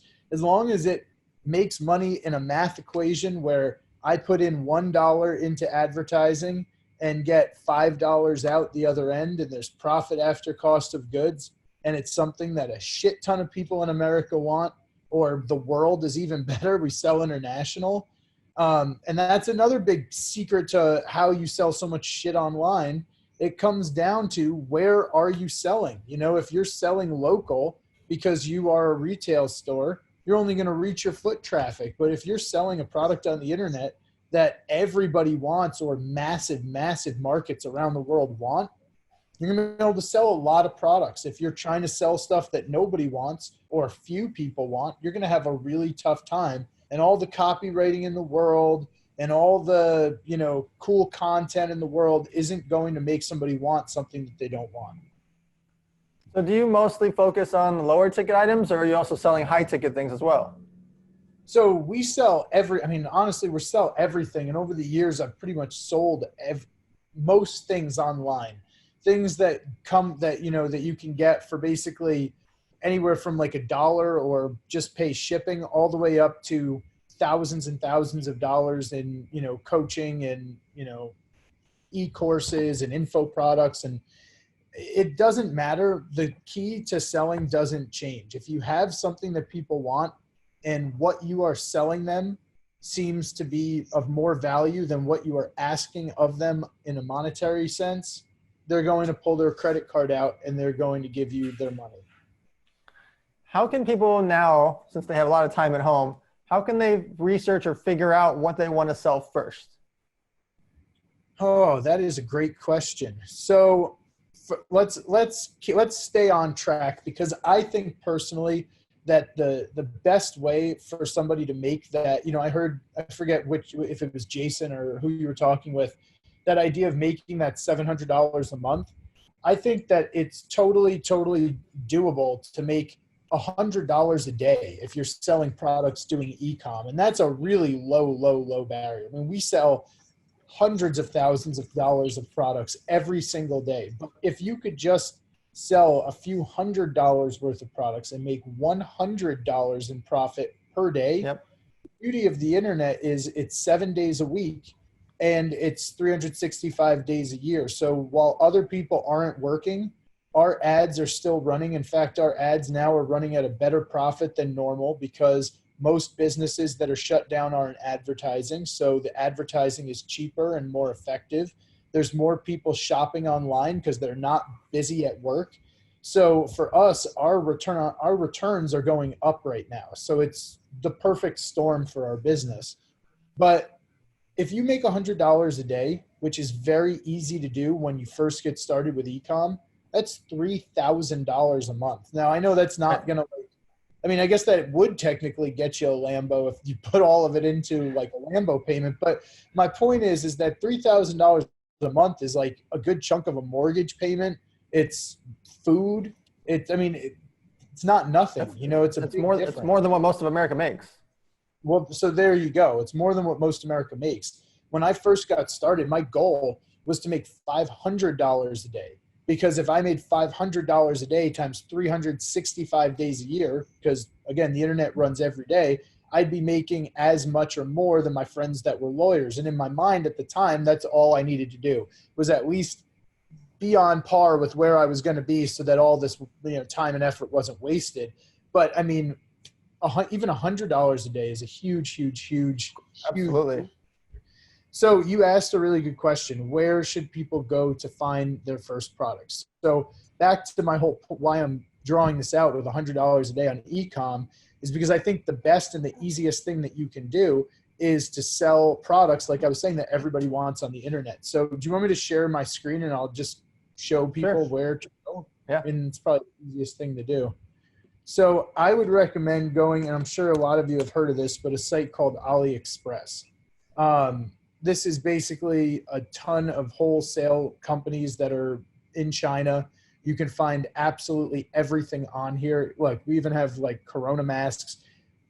All sorts of stuff. Fake eyelashes, magnetic eyelashes, headphones, all sorts of stuff. And you asked, where's the best place to find products? Well, oftentimes, as lazy as it sounds, the front page. Because the front page is what's selling hot right now, right? Obviously, these masks are very topical. But you see here, there's all these different categories broken down on the side. They're all hot categories with potential winning products. So you could start off in home, and just look at the front page and sort by most sold. See, there's best match, there's orders. So I would sort it by all of these and just kind of go through. And there's 3 real criteria that I look for when I'm looking for winning products. I'm not going to, I know we don't have a ton of time, so I'm not going to spend too much time going into this stuff. But there's 3 real things that I look for when I'm looking for products. And product selection is the most important thing you can do when it comes to e-com. Like, it doesn't matter how good you are with Facebook ads. It doesn't matter how good you are at building websites. If you don't have a good product that's going to sell, again, you're just in a really bad place. So the 3 things that we look for, number 1, products that just kind of have that eye-catching appeal. Like, it's got to be something where I'm going to stop scrolling and go, what's that? right? So for example, this picture here of this cake mold, this decorating tool, this is kind of interesting compared to this one where it's like super boring and plain, right? So between these two, these obviously are both selling because we have, 7,000 of this one and 5,000 of this one. So it's a category that people are interested in, but I'm going to go with the one that's more interesting. The next thing that I look for is it's got to be a product that makes sense money-wise. Again, we're doing all of this for money, right? So you see here, we can get this thing for, what is it? A cake mold decorating tool, 85 cents per piece, right? So if I can charge at least 3 times what this thing costs me, it's probably a good bet that it's going to be something, that I can sell. Now, keep in mind, 3 times is still way too low. Oftentimes I'm selling things for 10, 20 times whatever I find them on AliExpress or from my supplier for. So, I'm not going to sell this thing for $2.80 or whatever. I'm going to sell this thing for probably $15, $20, $30 in a store. So number 2 is it's got to make sense money-wise. And then number 3, it just goes back to the first thing I said. It's got to have mass appeal. So AliExpress, great place to find products that you can start selling right away. And then the other cool thing about AliExpress is you don't have to buy a shit ton of these products. You can literally put this stuff on your website. You can advertise it. And then whenever a sale's made, the person on that site that I just showed you from AliExpress will actually fulfill and ship it to your customer for you. And you just pay $3-4 for the shipping fee. So basically, they're doing all the fulfillment, all of the product and inventory management. You just have to do the marketing and the customer support, and that's it. So that leads me to my next question is, how much money does somebody need to start selling online? That's a good question. I mean, you don't need much. If you have an email list, if you have a Facebook group or page, and you have products that you can, promote to them, you don't need any money. My favorite way is to use Facebook ads. And the thing I love about Facebook ads is you can reach over 1 billion people with your ads instantly from the comfort of your home. You don't have to, quarantine doesn't affect whether or not you can do business. When you run Facebook, Instagram, Google ads, YouTube ads, it only helps, to be perfectly honest. Now we have more people captivated on their screens. So the thing is that it all comes down to your experience and your understanding of advertising. If you come from a background of doing online ads and Facebook ads, you could probably be off to the races with $500, no problem. $1,000, no problem. Because as you're spending money, you're also making sales. And remember, we're going to be marking things up 3, maybe 10 times what they cost us. There's obviously profit built in there. The real X factor is how good you are at getting people to your website to see the product. So I would say if you suck at, advertising and you need to kind of like cut your teeth and learn, couple grand, $1,000, $2,000. And when we're done here, I'll share something with everybody that will hopefully get them that result so that they, are much better with Facebook advertising a lot faster as well, so that they come out of this thing on top. So we only have 1 minute left. Can you share it now? That'd be perfect. I definitely can. So as you may or may not know, I know you know, but for other people on here, you probably don't know, it is my birthday and my business partner Chase's birthday, who's going to be on here soon. So we've had a course that we've been selling for $2,000 for the last couple of years. And we don't really know why we were selling it for that much, because our goal was never really to make a lot of money with this course. It was just to teach people how to be able to do this and be successful the same way we wanted to be successful. So actually, I'll share my screen again. So what we decided to do for our birthday was to actually give away access for a month for $1. And you guys can go there. It's watcherslaunchpad.com/Rona. You can ignore the numbers after it, just /Rona. And you can get access to how to do e-com for $1. So the first month, it'll be $1. And then I think it's like $17 or something after that. You can cancel at any time. Totally up to you guys, but it's basically a step-by-step plan to get your store up, find winning products using AliExpress, connect with suppliers, put up Facebook ads, and most importantly, be profitable, taking advantage of all sorts of other tools like email, SMS, all that good stuff. So our gift to you, enjoy. And again, our goal was never to really make much money doing this. We make plenty of money selling e-com products. And we're kind of getting tired of coaching, so we figured we would just drop the price and let people who want access have access. And where can people find you? You can follow me on Instagram at Zak Folkman. Zach, it's a pleasure. I talk to you almost every day anyway, so I'll talk to you soon. Have a good night. Yes, sir. Enjoy Puerto Rico. Absolutely. Thank you so much, my friend. Appreciate it. Good to see you. Happy birthday. All Thank right, you. ladies and gentlemen, our next guest for the last half a decade has thrown live events that have 1,500 to 2,000 people at it called the Thrive Conference. He's sold, I don't know, hundreds of homes, maybe thousands of homes that he's flipped and been involved in. So he sells everything from real estate. I think he sold $50 to $100 million from stages all over the country. But he's very charitable. His whole conference is about charity. I just love this guy. Please give a round of applause to Mr. Cole Hatter. What's up, Dan? Thanks for having me, bro. Hello, hello, hello.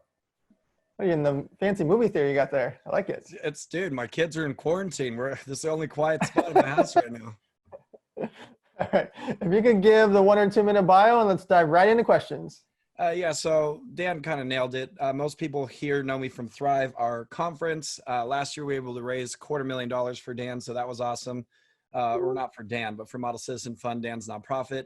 My whole life I've been selling. That was actually the first. People say, when did you become an entrepreneur? I say when I went door to door and sold mistletoe as a child, because probably around 8 or 9, I realized that I wanted to personally buy my sisters and parents gifts and not just have my dad buy it and say it was for me. So I climbed a tree, pulled out mistletoe, went door to door, sold it. And that was the first time I understood economics. Like, hey, if I want something, I can work for it to make enough money to go buy it. But so anyway, sales is my thing. But like you said, Dan, real estate was my first, I guess you'd say, real business where I actually have an entity and I'm paying taxes and have employees and stuff. And I started that business in 2005. So this is my second recession now that I've been able to be an entrepreneur in and real estate investor in. So excited for what's to come this time. So you've sold tens of millions of dollars from stages. How does somebody get the confidence to have the ability to sell from a stage like you? So I guess that's a 2-part answer. Bedros was talking about it earlier. When you're selling something that you know works, that you know whatever problem it solves or however it improves the quality of somebody's lives, because at the end of the day, every product or service, that's what it's about. It's about improving the quality of our lives, right? In some capacity. If you know it does it, then that part of the equation at least shouldn't be an issue. You shouldn't be afraid to ask for the sale if you know what you're selling is way more valuable than what you're asking someone to exchange monetarily. I would say the second part of that question, as far as being on stage, I mean, that's kind of just the whole public speaking thing. And I would just say that practice, right? Just getting up in front of people, small groups at first, because again, selling from stage is no different than speaking from stage. There's a lot of stuff we can talk about, Dan, technical stuff, if you'd like to get into that. But I would just say from a confidence standpoint, which is what your question was about, just practice, start with small groups, grow from there. The first stage I ever sold from, Dan, was during a 90-minute investor luncheon in one of the back rooms of a Dave & Buster's in front of about 11 people. And that's where my career began. Now I've been on much bigger stages, and to update your math, about 150 million I've sold from stage. Thank you very much. But that's 15 years later, 6,000 hours on stage later. So just practice, you guys. There's no magic to it. So what would you say to somebody that's scared to sell in person, like door to door? So again, I guess you would have to examine where that fear is coming from. If they're like an introvert and they're afraid to do any type of conversation with strangers, then there's a lot of things you can do. But let's focus more on the sales. I think having a bit of moral conviction in what you're selling helps.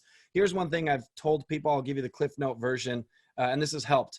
In America, prior to coronavirus and the recession, over 70% of Americans statistically live paycheck to paycheck.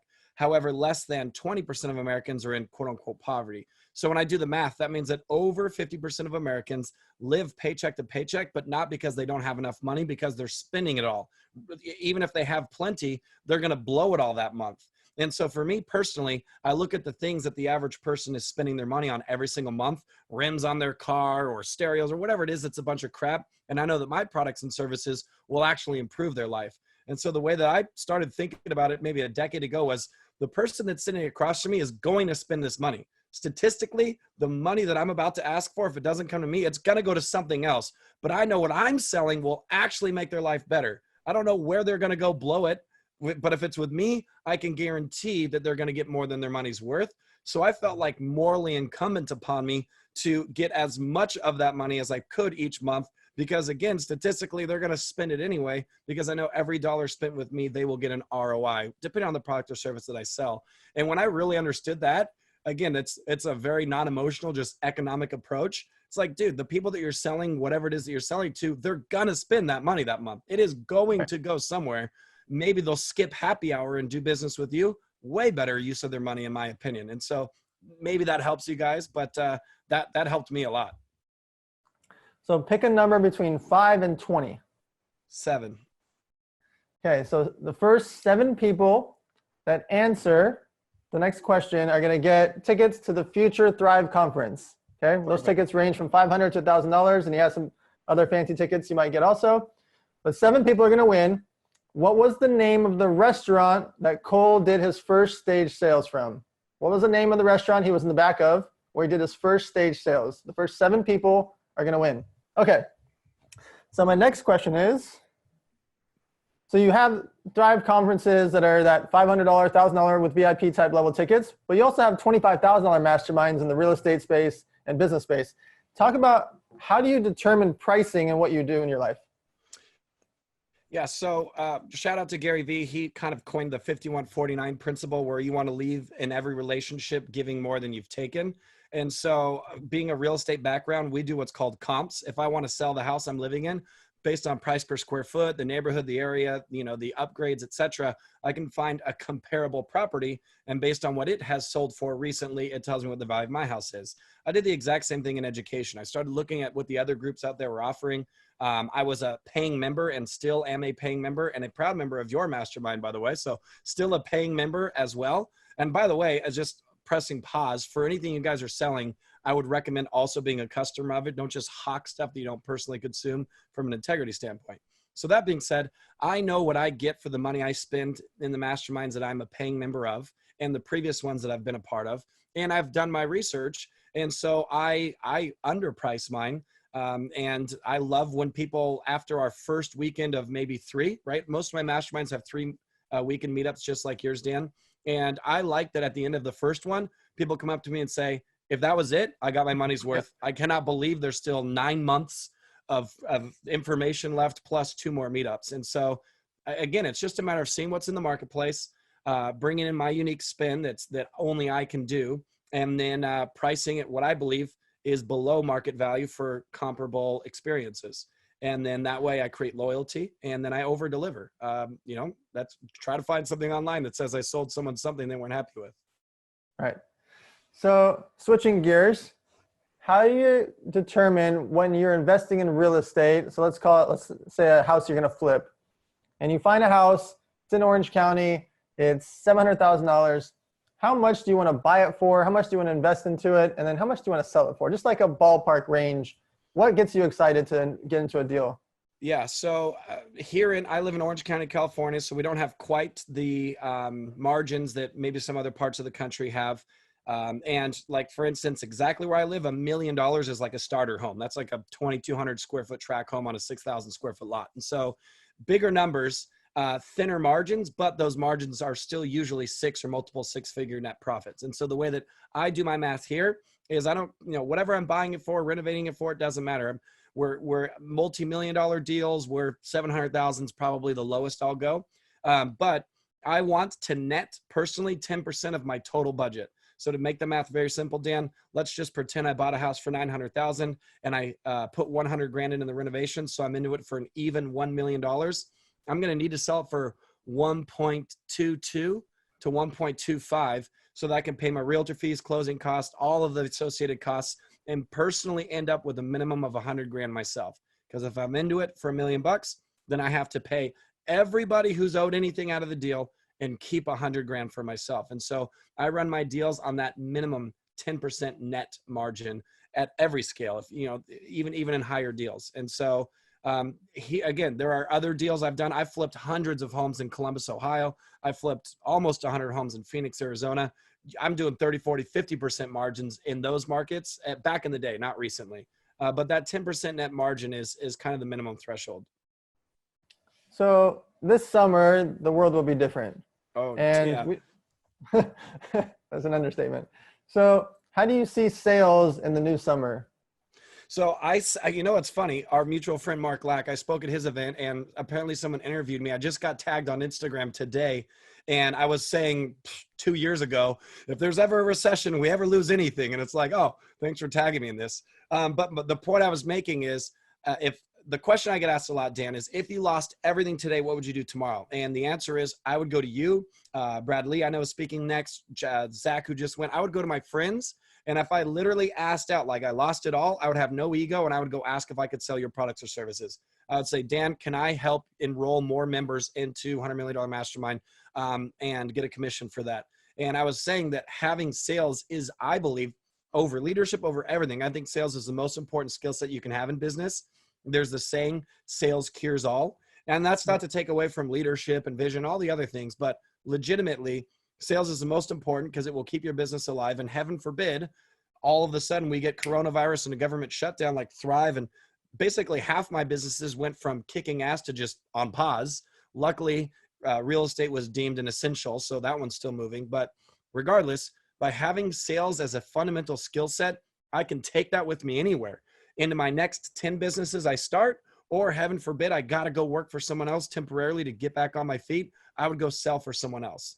And I also love sales because regardless of your college degree or formal education or lack thereof, if you're a good salesperson and you find a great opportunity, you can make more than most Fortune 500 executives do in their salaries because you're selling a product and you're good at it. And so your answer or your question, Dan, was like, you know, how are things going to change in the future with coronavirus? Everybody should be tripling down on their sales game right now. I think it was Jason Capital that talked about fundamentally it will be the same, but the approach is going to be different. They're different. I completely agree with that. I think a lot of you should really evaluate your product lines. And if it's a non-essential, like if your main revenue stream is a luxury item, like for instance, Dan, who's incredibly generous, shipped me this massive lounge out chair that's like a massage chair that heats and all that stuff. Thank you. It was like this massive gift on my front door. I would imagine that a company like that is going to be harmed even once the economy opens back up, because people might not want to go spend $5,000 on a massage chair. And so I think that when it comes to sales physically and the actual products you sell, we're going to see a big shift right now. But I can't emphasize enough how important it is for you guys to polish those sales skills. So last week during the elevator nights, you mentioned something about financing in the new economy. You have something you were working on to help people with financing. Can you explain that? Yeah. So thanks for asking. When I first kicked this off, I talked about how this is now my second time living through a recession. And so, I got started 2005, made a ton of money, lost it all 2008 to 2010, made it all back. And then now this is happening. And so I learned a few things in the last one. I was over leveraged, a bunch of lessons that we don't have time for on this call, but I was cash poor. I had a lot of equity in properties. And for being in my mid 20s, the last time this happened, on paper, I was awesome. But in my checking account, there wasn't much money. It was all equity and parked in real estate. So when real estate crashed, all my equity and net worth was wiped out instantly. And as my income dwindled, since I didn't have good cash flow, I couldn't meet my financial obligations. So I lost everything. And I started noticing that everything was on sale. And when I say everything, I mean like houses, apartment buildings, strip malls, and even toys like motorhomes, wakeboard boats. Everything was on sale and I had no money to buy it. So I swore to myself that this time I would be in a way more liquid position and have access to a ton of cash. So what my business partners and I are doing right now is we're utilizing every form of OPM, other people's money we can get. And the real exciting one right now are with the banks and their current situation are just begging people to take money right now. Not necessarily in the secondary market with mortgages, but with lines of credit. I have banks calling me and asking me to take money from them right now because banks only make money when money moves. And so what we're doing is we're working with some investors and some friends and even business owners on utilizing these corporate lines of credit And what we've seen is we could take someone from having not even a corporate credit profile. They just have an LLC, but nothing on it at all. And over the next 4 to 6 months, get them anywhere between $50,000 to $150,000 worth of lines of credit with this software that we were able to acquire. This guy that's just super genius code guy wrote this software, and it kind of navigates people through this crazy corporate stuff. And so if anybody's interested in that, happy to help them out with that, Dan, of pointing them in the right direction of how to start that process. How do they contact about that? You can just hit me up, cole@attendthrive.com. So just shoot me an email, Cole, I'll just put it in the chats. I don't even know if I can put it in the chats, but Cole, COLE, Yeah, at Cole at attendthrive.com. Okay. So this summer, since we said everything changes, let's say I was the waiter at Dave & Buster's, and now Dave & Buster's says, you know what, we're only going to hire half of our staff back because it's a little slow. What are some things that I could be doing, like you kind of said about going off and selling somebody else's product? What are some things that I could be doing or preparing for that moment in case that does happen? Yeah, so unfortunately, it's going to happen to more people than maybe even we expect. I was talking to Sonia about our future. Dan, for instance, just with Thrive, the AV company sadly called me and they're like, Cole, we might not be here in the fall. Like all our business got shut down. So it's so crazy that I'm in a legitimate time where I can't make plans longer than 6 weeks from now because I don't even know if that business will exist 6 weeks from now. It's the craziest time. And so for a lot of you that are dependent on employers, now is the time more than ever to create. I mean, obviously I'm an entrepreneur, so I'm biased towards starting a business, but also Dan, your network and the people who are on here, it's massive. There's a lot of people on here who are too risk adverse to go run their own companies, and they might feel more comfortable being in an organization ran by someone like you or Joel or any of your friends, right? And so I think your individual skill sets right now is so important. Things like sales, for instance, that are universal and can transfer. Doesn't matter if you're in pharmaceutical sales, car sales, real estate sales, timeshare sales. If you're a gangster at sales, you can pivot and move industry to industry, company to company, organization to organization, because fundamentally the sales is the same. Maybe, the conversation changes around the product. And so what I would do if I was anyone right now is, again, sales is my vote, but that is a great skill for people who are going to be a business owner and a great skill for people who are going to be employed by other people. And so, I mean, damn, there's so many book recommendations because I can't teach everything with the 2.5 minutes I've got left. But How to Win Friends and Influence People is a book that probably many of you on this call have read. I would recommend rereading that. For those of you that don't have it, it's by Dale Carnegie. Go grab that. How to Win Friends and Influence People. Great sales book. And then there's some stuff that's pretty techie. The Persuasion Skills Black Book by Rintu Basu. I would recommend that book as well. Persuasion Skills Black Book. That's about NLP and speaking in certain patterns that will get you the sale better. And then Spin Selling is another good one as well. Those are some great reads. I also, if I could shamelessly plug you, Dan, I recorded 15 videos for your $100 Million Mastermind Academy, about an hour and a half worth of content that is the best of what I teach. And so for any of your active members or anybody who becomes a member of that, I go on for 90 straight minutes on this.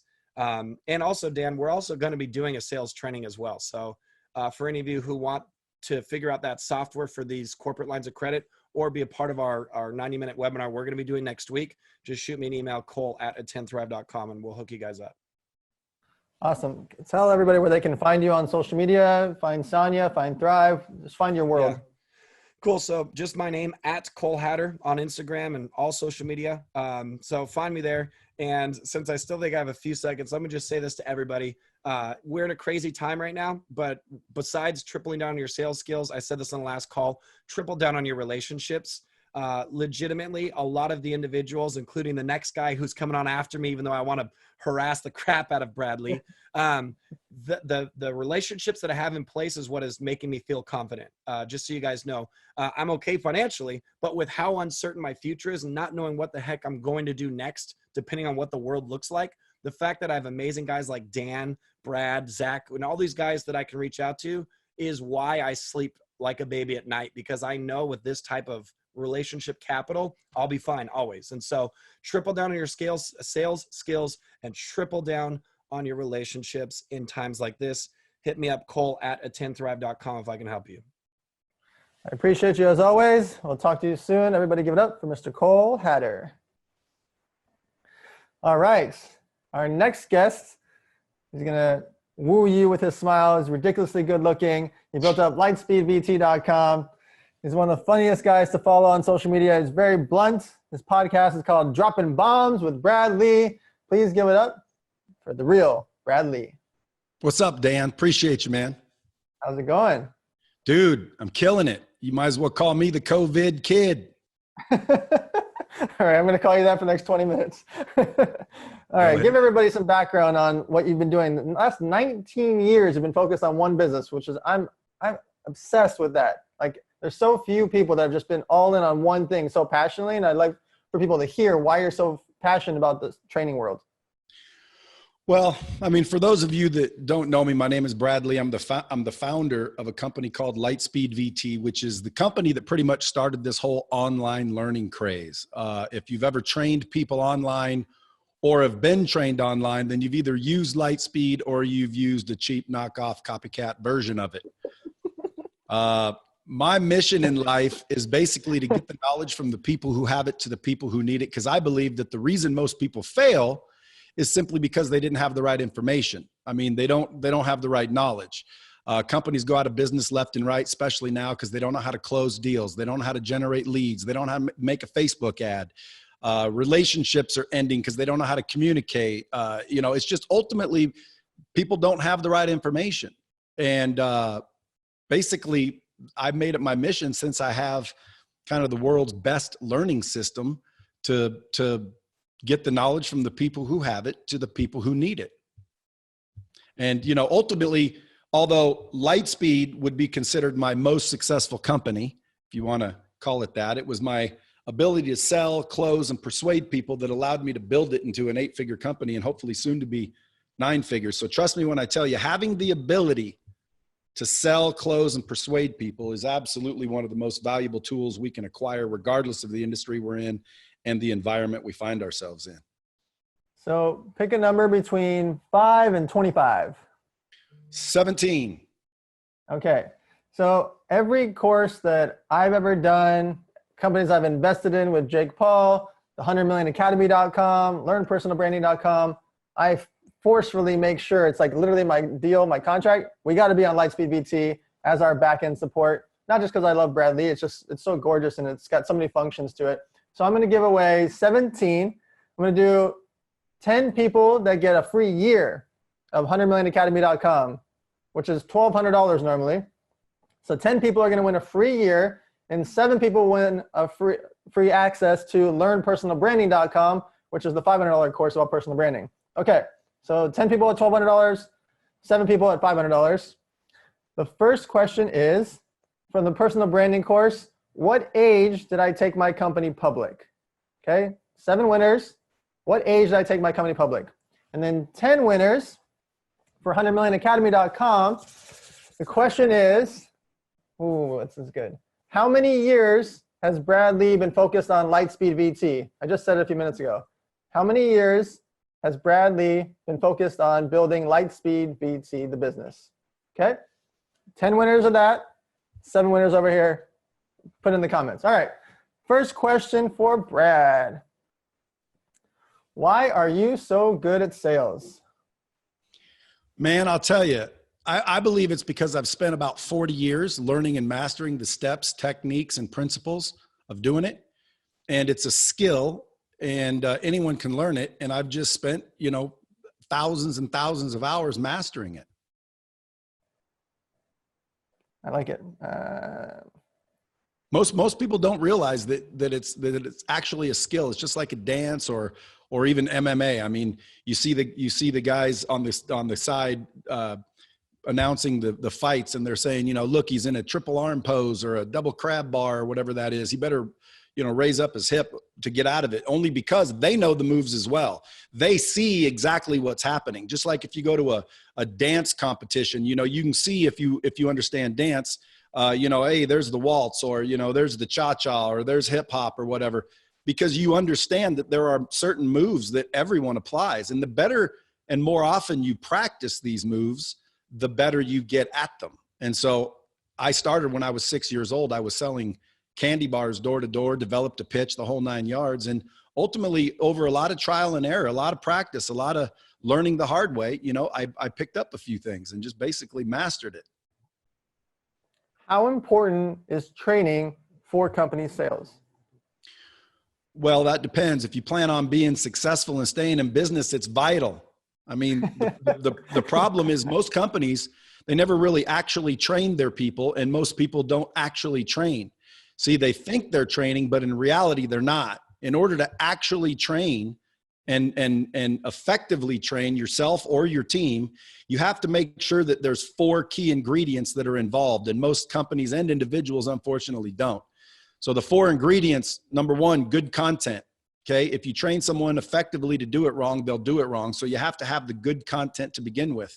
A lot of times, you know, companies have top level individuals at their organization. So they have the good content, but they don't give repetition. They don't practice, and they don't hold people accountable. So once again, you got to have good content, repetition, practice, and accountability in order to actually train. And most people are thinking they're training, but they're not. And if you think about it, I mean, you want to go to a church where the pastor read the Bible once. You want to go to a plastic surgeon that performed the thing once. And what do? We pick up a book, we read it once, or we come to an event like this and we listen once. But in reality, that's not training. See, right now we're exposing people to some good information. But in order to actually call it training, you have to either access the recording and go over it with repetition. That's why we say our ABCs 1,000 times. That's why school is 12 years and not 12 days. So even though it's vitally important, I mean, if you want to increase your production by 300, 400%, train your people effectively. Get good content, repetition, practice, and then hold them accountable to it. And your numbers will increase. I mean, the minimum numbers would increase by 30, 40%. So whatever you're doing right now, and I don't care how well you're doing, if you are doing very well and you implement an effective training course and you develop your people and your assets, your team, you're gonna increase 30 to 400%. How can people get over the fear of sales? Well, I mean, first of all, I think people that are afraid of sales, I think personally, they need to develop some confidence. They really are afraid of looking stupid, losing the sale. They're worried about what other people think of them. So in order to, you know, stop fearing judgment, they need confidence in themselves and their abilities. So to do that, I have a method that I used and I teach people to use, and it seems to work effectively. Number 1, you have to forgive yourself. We spend years lying to ourselves, procrastinating, hurting ourselves without even knowing it. So to wipe the slate clean, just like you would any relationship, you want to forgive yourself. You want to basically apologize to yourself and forgive yourself. Then that'll just wipe the slate clean. Then you want to commit to always doing what you say you will. That's an important one. Ultimately, a lot of times we say we'll do something because we fear what other people think. We don't want to seem uncool. So we just commit, and then we fail or let people down. So you want to make a commitment to always do what you say you're going to do. Then I want you to set 10 small goals a day. Now, most people keep hearing about these big, audacious goals. I want you to make little, easy to attain goals, because you can't eliminate the memories in your head, the memories of losing. You have to replace them with memories of winning. So if you set 10 small goals a day, okay, and you do what you say you're going to do, you're going to start to replace those with wins. You're going to start feeling like a winner, because that's what you'll do every day. You'll win. So 10 small goals might be, let's say you get up at 8, well, get up at 7:59. It doesn't have to be like, I'm going to start getting up at 4 o'clock. Like, don't set huge goals, just 10 small goals every single day that you know you will attain. And then ultimately you want to be consistent. Then you want to weed out the negativity and the shit talkers and ultimately, you know, focus on what you're allowing into your head. You'll start to see parents and brothers and spouses and friends starting to say things like, oh, you're too cool now to play Xbox. Oh, you're too cool to smoke a joint. You're too cool to hang out at the bar. Well, you just want to eliminate those elements from entering into your mind and your reality, and be consistent when you do that. And you're consistent. And then what you want to do is start implementing what I call the $1 million morning. So the reason why I call it the $1 million morning is because if I were to ask people, hey, if I gave you $1 million, what would you feel like? And a lot of them are like, dude, I'd be pumped. I wouldn't be able to freaking sleep for weeks. I'd wake up fired up. I'd be like, oh, all the pressure would be released off me. It'd be awesome. So I say, so if I gave you $1 million, you're in a good mood, you're pumped, you're excited. They're like, oh, absolutely, that'd be awesome. And then I say, well, what if I said I'll give you $1 million, but you couldn't wake up the next day? And they're like, well, of course not. So by that, you have to understand that ultimately, every time you open your eyes in the morning, you're receiving a gift more valuable than $1 million cash laid in your hand. So I call it the $1 million morning because every time I wake up my eyes, I realize that I just got a gift worth more than $1 million. And if you think about it, you can call it a $20 million morning, because even $20 million, I'd rather wake up than get $20 million. So at the end of the day, the $1 million morning is waking up grateful so your perspective is in the right position. And then ultimately what you want to do is you want to bound out of bed. Now, personally, I get up about 5 a.m., but if you wake up 2 hours earlier than you normally do, you're going to pick up an extra month in your year. And that's an advantage over most other competitors or most other people, because they're not doing that. So you get up 2 hours earlier. But when you wake up and you're grateful, well, you want to spend at least 15 minutes on your health. Okay, that's getting your blood pumping, eating something nutritious, making sure that you feed your body and get your blood pumping and work on your fitness a little bit. Your health is more important even than anything. Okay, then you want to spend 15 minutes on your relationships. Okay, that's simply by texting 5 or 10 people every single morning, sending out a message, an email, whatever. It could be to your spouse, it could be to your friends, it could be to a prospect you're trying to build a relationship with. I believe, and Cole mentioned it, relationships are the new economy. Okay, every single time I've made a massive deal, I can trace it back to a relationship that I created. So relationships are more important than anything, even when you're selling. Like a lot of these salespeople, they're going in desperate and they're trying to make a sale for themselves. If you turn that around and you really try to figure out how to help that other person, and you don't worry about selling them anything, you're going to end up selling them things throughout the relationship and their friends and their family, et cetera. So you want to focus on your relationships. Then you want to focus on your mind, your development. You want to pick up a book every single morning. Read 15 minutes in a self-help book, nonfiction. You know, The Alchemist, The 4 Agreements, How to Win Friends, Influence People, Think and Grow Rich. My new book that's coming out and about to drop, The Hard Way, which is lessons I learned the hard way so you don't have to. So you want to focus 15 minutes on your mind, and then you want to focus at least 15 minutes on your money, on your finances. Write down 5 things that drive revenue or are imperative to drive revenue, and make sure you don't go to bed before you achieve those things. So if you accomplish those things, which is basically forgiving yourself, commit to always do what you say you're going to do, set 10 small goals a day that are achievable, weed out the negativity, and practice the $1 million morning over a 60 or 90-day period. I hear this a lot, but this is really what will happen. Your whole life will change. And folks, believe me when I tell you, we will be out of this quarantine thing. And when you do come out of it, if you're fatter, whiter, lazier, you didn't take this time to do these things, you're gonna regret ultimately that you didn't buckle down and use this time to really focus in on yourself. Because if you want to figure out who it is that can help you most, go into an empty bathroom, shut the door, look around, and you'll see the sumbitch that can help you. And that's right now you're quarantined with them. So why don't you basically figure it out early, so by the time this releases, man, you're hitting the ground running. Yeah, my whole team cracking up over here. All right, so Johnny and Jennifer walk into Lightspeed's office and they come to work for you in the sales department. What are some of the few things that you teach them to get on the phones or start emailing and start selling? Well, ultimately, when you work at Lightspeed, I started out my career sales training. So I start to train you, and I ultimately practice what I preach. I give you passwords to my Lightspeed system. Our system will onboard our new person and make sure that they understand the core values and everything that I don't want to repeat 1,000 times. Anybody that owns a company understands that, man, you've probably repeated yourself 1,000 times.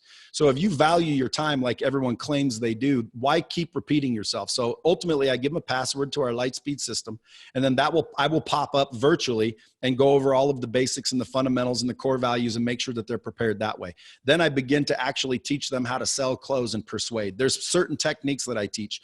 The first step, obviously, most people will not tell you this. Most sales trainers will tell you the first step is introductions, but I believe the first step is preparation.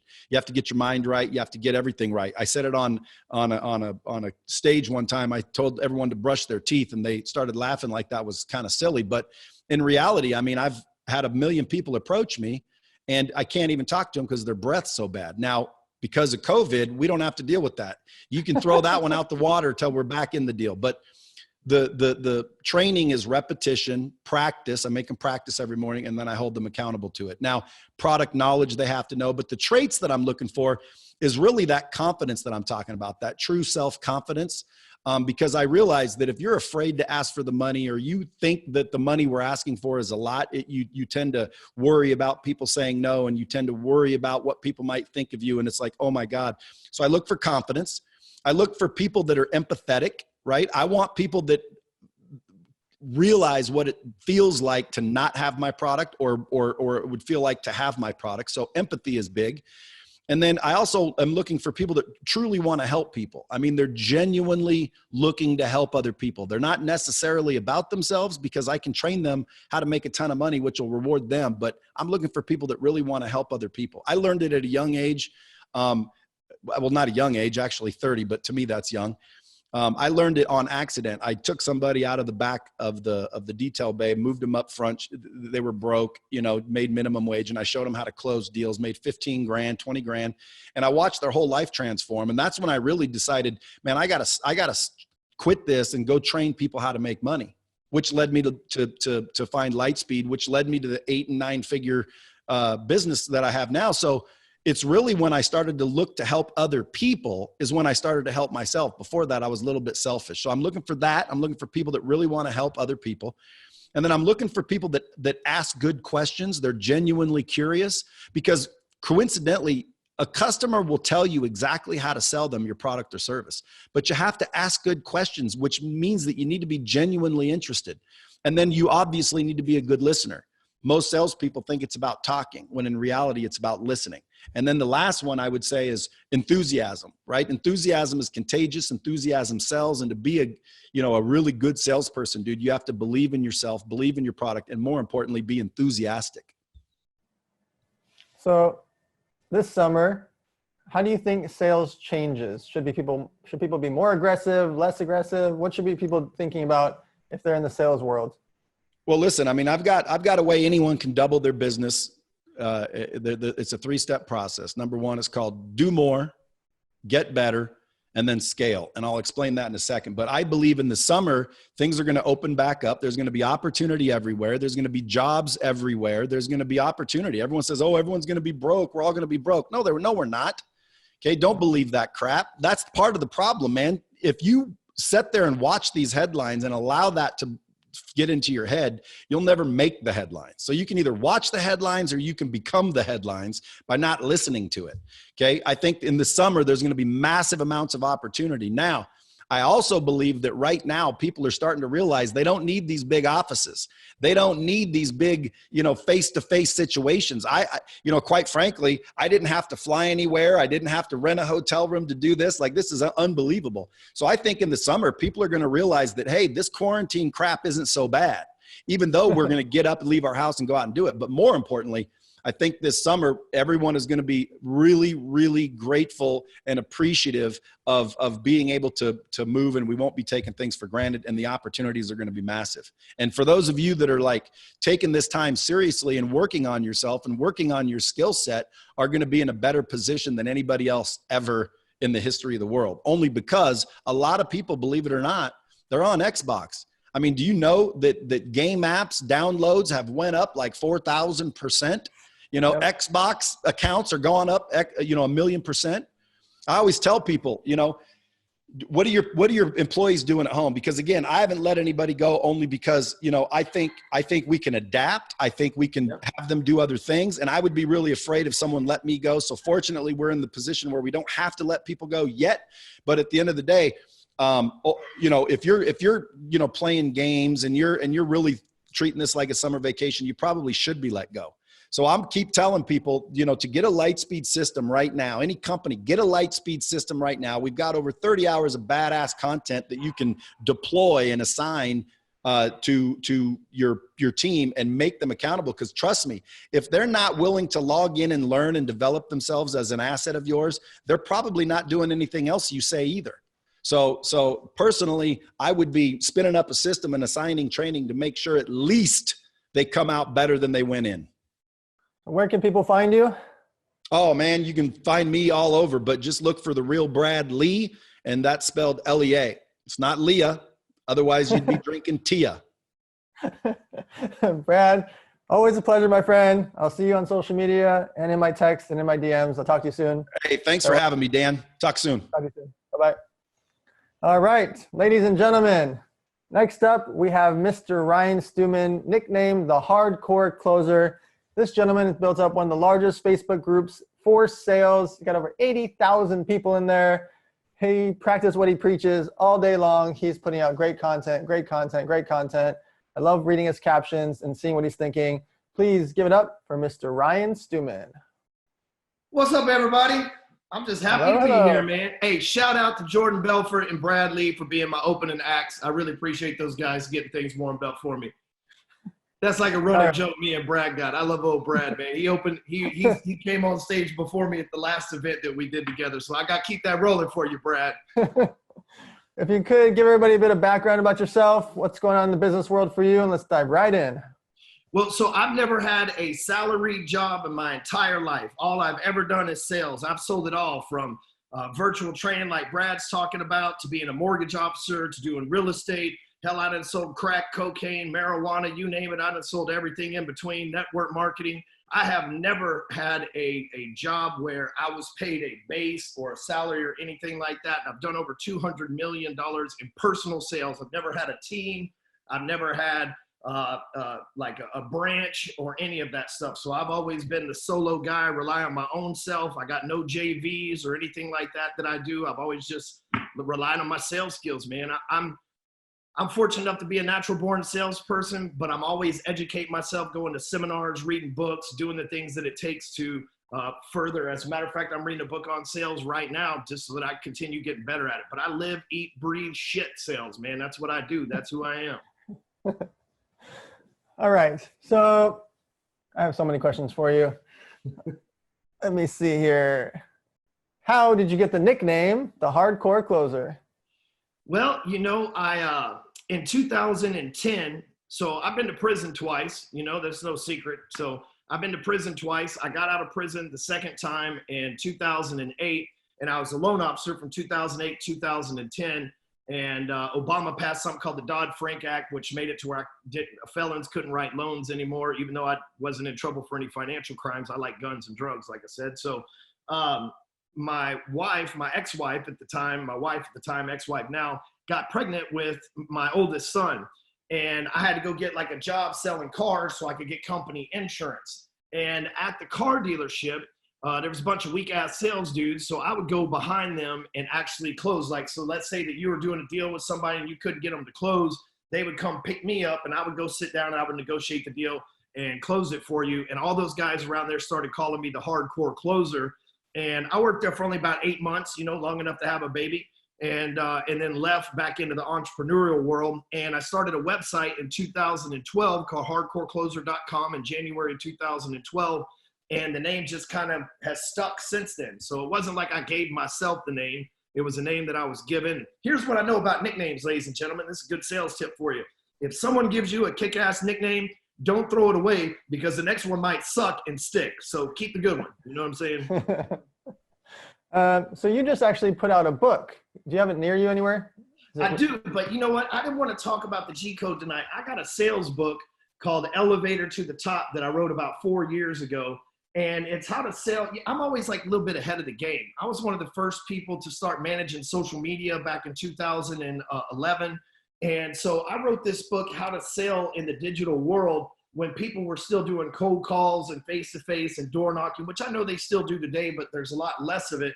So I wrote this book, Elevator to the Top. You can get the free audio version at elevatortothetop.com. Who knew that we had the elevator thing in common way before we even knew each other? You know what I'm saying? So we're not going to do too many questions tonight because we thought it would be fun if we could do objections. Let's do it, baby. That's what I live for. I watched your video a couple years ago where you did objections from stage, and it was so fun to watch. And so I'm going to start off with my own objection, but if you could prompt the crowd, we're going to have them add it in here. Tell people what you want them to do, and then we'll use some of them as the questions for you, as the objections. Awesome. So here's what I need. I need what you sell and the objection that you get. That's all I need. I just need to know what you sell and what the objection, but don't give me like some quick objection like I need to talk to my spouse or something like that. Give me a real objection that you get. So I need to know what you sell and the objection you get. So fire away. Okay, so I'm going to start mine first. So my social media agency, we spend around $60 million with influencers. Our minimum is $25,000 for a campaign. The number one pushback we get, it's actually one of the only pushbacks we get, is I'd like to do a small test first to see if social media influencers works. Well, yeah, absolutely. You know what? The good news is we've already done those small tests for you, hence why we're doing $60 million a year. So we're past that phase. You can trust us. We've got a reputation. Lean on the pin. So the good news is my response is almost identical to yours. So I feel like I passed the G-code test because I tell people, I'm like, I don't need to practice. Like I've spent it for everybody else before you. It's easy. Like it's not, this isn't rocket science. Okay. So let me see if we got any. That's their insecurities, not yours, Dan. You know what I'm saying? You just got to reassure them. Okay, in the real estate space, Ves Rusev says, my goal is to list more properties. My objection is, or the objection is, you don't have many listings at the moment. That's because so they want to go get. Yeah, I got it. Hey, I don't have very many listings right now because I sell them fast and I've sold them all. Do you want me to have listings that are 500-600 days on the market? Or do you want me to have listings that have been gone in 5, 10, 15 days? Because that's what I do. That's what I'm all about. And who wants to have a listing sitting on the market for forever? Go hire some other lazy ass real estate agent. You want it sold it fast? I'm your guy.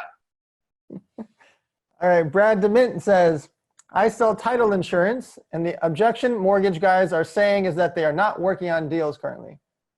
Well, that is an absolute lie because rates are at an all-time low. So what you're telling me is you already have a relationship with another title company. And I completely understand that. Now, here's the problem. Now, I'm just going to take a pause from this for a second because title company people hate me because I came from the mortgage industry and you guys literally offer zero value. Nobody wants title insurance. And nobody likes title insurance. Never has anybody bought a home and go, I can't wait to get my title insured. But you guys are the only ones that think title insurance is worth the damn. So here's what you got to do. You got to stop trying to close people and start building relationships. Relationships aren't built on coffee and tea. They're built on vodka and soda. Remember that. Okay. I sell labor. So I sell staffing. Okay. And the objection is, why is your labor better than my current supplier? Well, absolutely. If your current supplier was awesome at what they did, you and I wouldn't even be having this conversation. I wouldn't have made it past your gatekeeper. And your current labor is obviously giving you some sort of problem, which is why we're talking. I train and hire skilled labor people to go out and do a job that is more efficient than the job that's currently being done by the people that you've hired, which just means I'm better at hiring people than you are, which is why you should hire me. I sell heating and air conditioning. The hardest objection I get is that they want to go get 3 other quotes and then they'll get back to me. Yeah, well, you know what? If you like being hot, we're in Texas, so we'll just use Texas for example. Well, if you'd like to be hot for another 3 days while more people come out to your house, then you can sweat it all out. But if you'd like for the AC to be turned on right now and you to cool things off, then we might as well just get started right now because if it's worth saving $100, $150 for you to sweat it out for 3 days and you've got your priorities wrong. But by the way, I think your wife's hot too, and she's calling me to get your AC fixed. Brandon Soto says, I sell e-com marketing services, and the objection is the price is too much. I sell at a 2K minimum plus ad spend. I make their site, I create their content, and I run their ads. Well, you know what? If you can't afford $2,000, then your product probably sucks, which is why you need me, because I'll come in, run ads, and sell more products just to pay for myself anyway. And even if your product sucks, don't worry. I'm really good at branding. That's what I do. That's why I make the sites that I make. So you need me more than you realize. So the next one I actually made a fun video with when I was speaking at Steve Sims events. Stan says, I have a pair of socks that can instantly improve your strength and balance and reduce your fall risk. Okay. I've actually put this on. It worked. Okay. You need to get some for your mom and dad. Okay. The objection is they think that $40 a pair is too expensive. Well, obviously, you've never paid a hospital bill or a deductible for a broken hip. And so what I would recommend is that you go ahead and you be preventative by spending $40 instead of $4,000 towards a deductible in the insurance in the event that they do fall. And by the way, if you don't love your parents enough to spend $40 on them, then we need to send you to a therapist rather than worry about this sales closing process. So I sell custom airbrush clothing. The objection is, why should I buy this piece already made instead of something custom I can get in 2 weeks from you? Well, you know what? You can wait 2 weeks if you like, and I can charge you more money. Or if this one that you already have inquired about, that we build in mass production because many other people like it, you could fit right in. You could start a group with other people that are wearing the same shirt. You might even start a gang together if you like. So I would just recommend buying the one right now. However, let me take a step back on that one, all jokes aside, is that if you charge more money to build a custom one, then shit, why wouldn't you want to build more custom ones anyway? So I work for a charity. The objection I get is, I've never heard about your organization. I have to do some research first. Yeah, absolutely. I understand that because there's a lot of bad charities out there that only spend a very small amount of the money that they take in, but that's not how we operate. We give X amount of percentage back to the marketplace. And the reason why you don't hear about us is because we're making unsung heroes and taking care of people who need it most, who don't have time to brag about us and get on social media and talk about us because we're busy catering to their needs. There's no need to do research. What you need to do is get your tax deduction and get your dollars to work helping the people that you care about in the community immediately. Danielle sells natural soap and other personal care products. The objection she gets is, people are used to using products like Bath & Body Works, Lush, Dove, etc., which aren't really good for your skin. Yeah, you know what? You can continue using contaminated products for your entire life, but studies have shown that most of those products have aluminum inside of them, which leads to diseases like Alzheimer's and everything else. So you can pay that hospital bill down the road, or you can start taking care of yourself the way that God intended you to take care of yourself with natural soap, and we can prevent those problematic diseases and things of that nature in the future by getting you started with a clean product now that's pathogen free. I'm going to read this name because it's 4 names in one. Ready? Sergio Krikor Keuilian Sarkisian says, I had to read it. I sell top class car batteries in a developing country. The objection is people tend to go for more budget options, so cheaper options, even though it lasts less and offers few to no guarantee like mine does. Yeah, absolutely. You know what? I understand there's cheaper batteries out there, but if those cheaper batteries are reliable, we wouldn't be having this conversation in the first place. So you can continue to replace your battery every 1.5 years or so, or you can get with us and actually save money in the long term by making a one-time payment today that protects your vehicle's engine and allows your vehicle to start and run for years on end, where you don't ever have to come see me again. Maria Romero says, I sell wholesale life insurance. I sell whole life insurance. The number one rebuttal I get is how young I look to be in that industry as an agent representative. I'm only 19 years old. I started to get into salespeople, and they get surprised when I tell them my age, and they get hesitant at times. You know, before I answer that, I've been there. I sold mortgages when I was 23 years old, and people were like, you're awfully young to be giving me financial advice. So I understand that. But here's how you get past that. So listen, I'm young, but I understand the value in human life. And I understand the value in taking care of a family after that life expiration date comes. If you, who are older than me, don't see the value in that, then there's a huge disconnect. And it's crazy to think that I care about more about you and your family than you care about your family and yourself. David says, I'm new to selling life insurance. The objection is I'm not interested at this time. Well, you know, we're all going to die. So, you know, by the time you are interested, it's going to be a little too late there. And it's not about your life insurance. There's multiple things that you can do with life insurance. Let's just say that you get a universal policy with me right now and you pay $200 a month. For the next 10 years, you'll never notice that $200 missing. But in the next 10 years, you'll have given $200 a month And on year 11, you'll be able to borrow $15,000, $20,000, $30,000 against that life insurance policy and turn it into an embedded banking program. That's what you should be interested in, because that's tax-free money that you can use at your disposal to start a business, take care of your family, buy a house, or whatever you choose to do with it. Colby West, selling solar. I do like this quote, but I'm not looking to do this right now with everything going on. I'll get back to you once things get back to normal. Well, let me tell you what, when things get back to normal, the price of electricity is going to go through the roof. See, right now, everybody's contract is locked in, and there is a bigger demand on residential electricity right now than ever before. There's rolling blackouts in some states. Anytime the demand is higher and the supply is less, then the prices are going to go up. Right now, solar panels are on sale compared to what they're going to cost in a few years or a few months when the demand for electricity goes higher. So you're actually not only saving money on your electricity bill by letting me install these solar panels today, you're also saving money by being off the grid and being taken care of during rolling blackouts, and your family gets to stay cool and taken care of at all times. You'd be making a mistake that costs you a ton of money if you waited longer. Shannon Dubrow says, I sell Reach TV ad space. Reach TV is the fastest growing national airport TV network. Our objection is no one's traveling right now.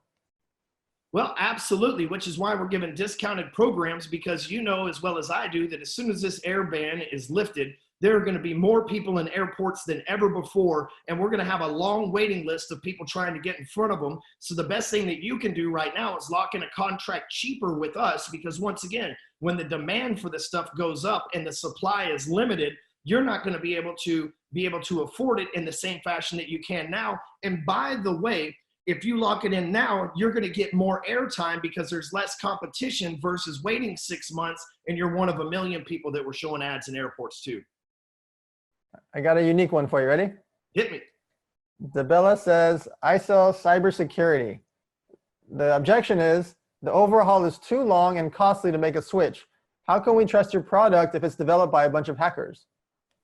Well, you know what? Hackers are the people that have innovated the world. Look at guys like Russell Brunson. Look at guys like Mark Zuckerberg. Those are the people who have literally innovated the technology space. Now, you can go get a bunch of computer science nerds that haven't ever done shit in their entire life, or you can get guys that have hacked things professionally and know how to protect it against other hackers, which is the smart thing for you to do right now. So would you rather buy a service from someone who knows what the enemy's weapon of choice is, or buy it from somebody who learned from somebody in college who has no idea how to hack anything?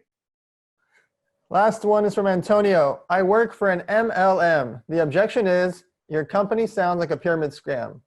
Yeah, absolutely. So does the CEO at the top and the employees at the bottom, you know, but if you flip it upside down, it's more like a pizza slice than an MLM. But here's the thing.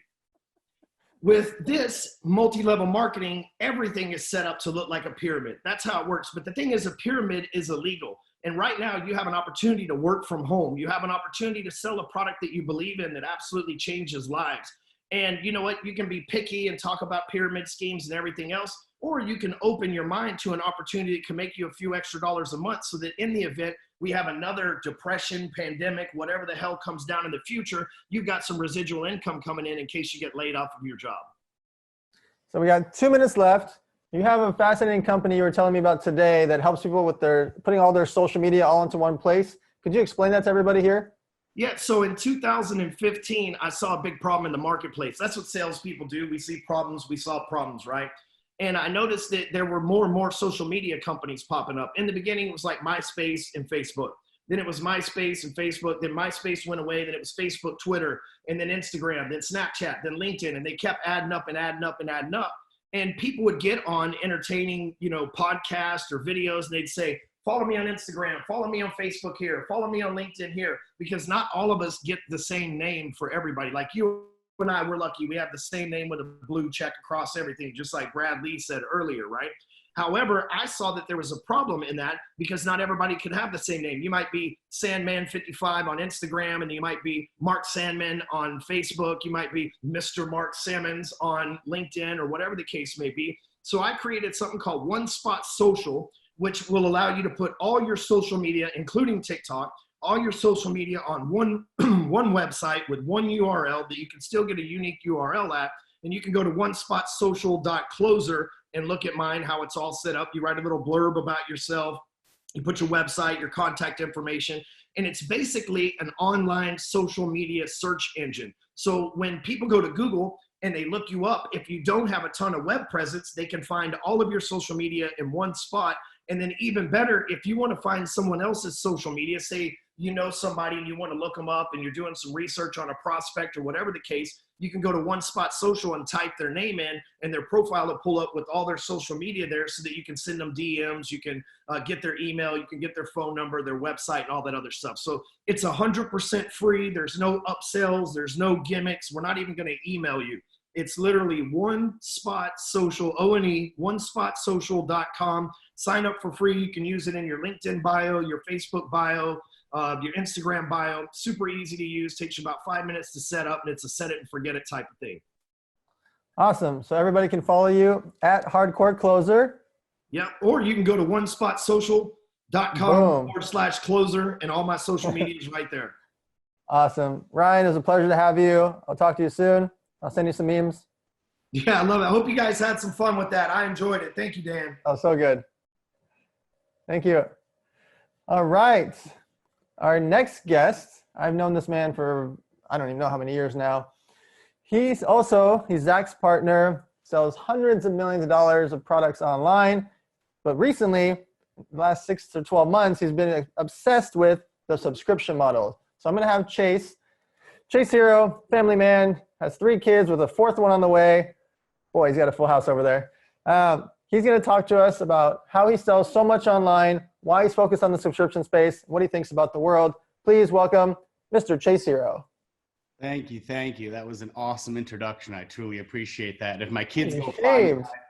You are right. It is a zoo. I shaved. I know, with the quarantine, I got to keep my wife extra happy, and for some reason, I think she likes the younger version of me and not the old sloppy version, but we're keeping the quarantine lifestyle in good shape. So as I say, because, I still, I sent all my office home, but I still head into the warehouse every day. I'm very set on my routine.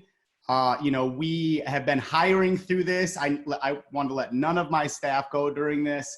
So it's just kind of been sweating out the hours and tears through this run to make sure everything just keeps on crushing. And it's over exceeding our expectations right now.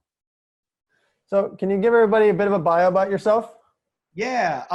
Started in the online space in 2008, got into the physical product space in about 2011, worked in that space until about 2015 as mainly a majority an affiliate in the health and fitness space. Made a lot of money, but watched the advertisers make so much money and didn't really understand what was going on, and understood after years of watching if they made the plurality of their money through what would be known as like a subscription. Think of something like Amazon Prime meets Costco in the digital era. So since 2015, we've primarily focused on that arena. And because for some crazy reason in this world, even though we know it doesn't fulfill it, we all look at material items for some sort of levity, emotionally and spiritually. We all do it for some reason. So we just kind of focused on that arena, and it's been amazing. So we've gotten some questions here. There is going to be a YouTube video replay that comes out in the next few days. There will be a YouTube video replay, and there's 2 speakers left. So we have 30 minutes left. Those just to answer some of your questions. Okay, Chase, let's dive right in. Go. How on earth do you and Zak sell so much stuff online? I think my partner says it the best, but honestly, I think by looking at it at a very simple manner, right? I look at people almost like a psychology metric, right? What makes people tick? And so we kind of studied women at first, and we said, what happens when a woman goes through an emotional change in life, right? For the majority, we can all look at this sentiment and say, a woman gets upset, she goes to the mall and shops, right? It's like a levity for a bad day, right? So we kind of focused on products that were around that emotional fulfillment, things that would give people levity by just consuming them in the digital environment, not even when they got them or when they used them, but just the idea of consuming. So by never getting an ego about what I thought the people world wanted, because, you know, to speak freely, no one gives a fuck what I or you want. They care about themselves. We've always been that way in a row. What does it do for me? What is it going to help for me? So by understanding that model, we've just been selling people what they want. And we know what they want by testing a lot of stuff, never getting emotional about it, learning that it's just, they'll tell us what they want by voting with their credit cards. Can anyone sell online? Absolutely. Absolutely. The thing is the first things I always say about online is it's no different than a brick and mortar business, except for the input output ratio. What I mean by that is it's still a business. You're still going to have to work very hard to become successful because you'll have people and you'll have logistics and all of these things. But in the online world, it gives you a leg up because the barrier to entry is so little. So when you treat it like a business and you can get in for $500, $1,000, $2,000, it's literally mind-boggling to me that people haven't kind of grasped this more, because in the business world, it's normally very expensive to start businesses, you know, cost of goods, building locations, leases, money, all of these things. So we kind of focus on that. Why are you obsessed with the subscription space now? To be 100% honest, I literally just look at what people are doing, and people by choice are, you know, they can say they're doing less, but I like to be real. They're getting lazier. They're getting less educated by what they're doing. And I like, you know, it's a hard question to ask. I just like to be able to focus on stuff that I know they're continuing to buy. For example, everybody has cable. Back in the day when you used to buy your cable box, right? And you'd pay $200 for your cable box and a monthly fee. Now you get the cable box for free and they lock you in the subscription.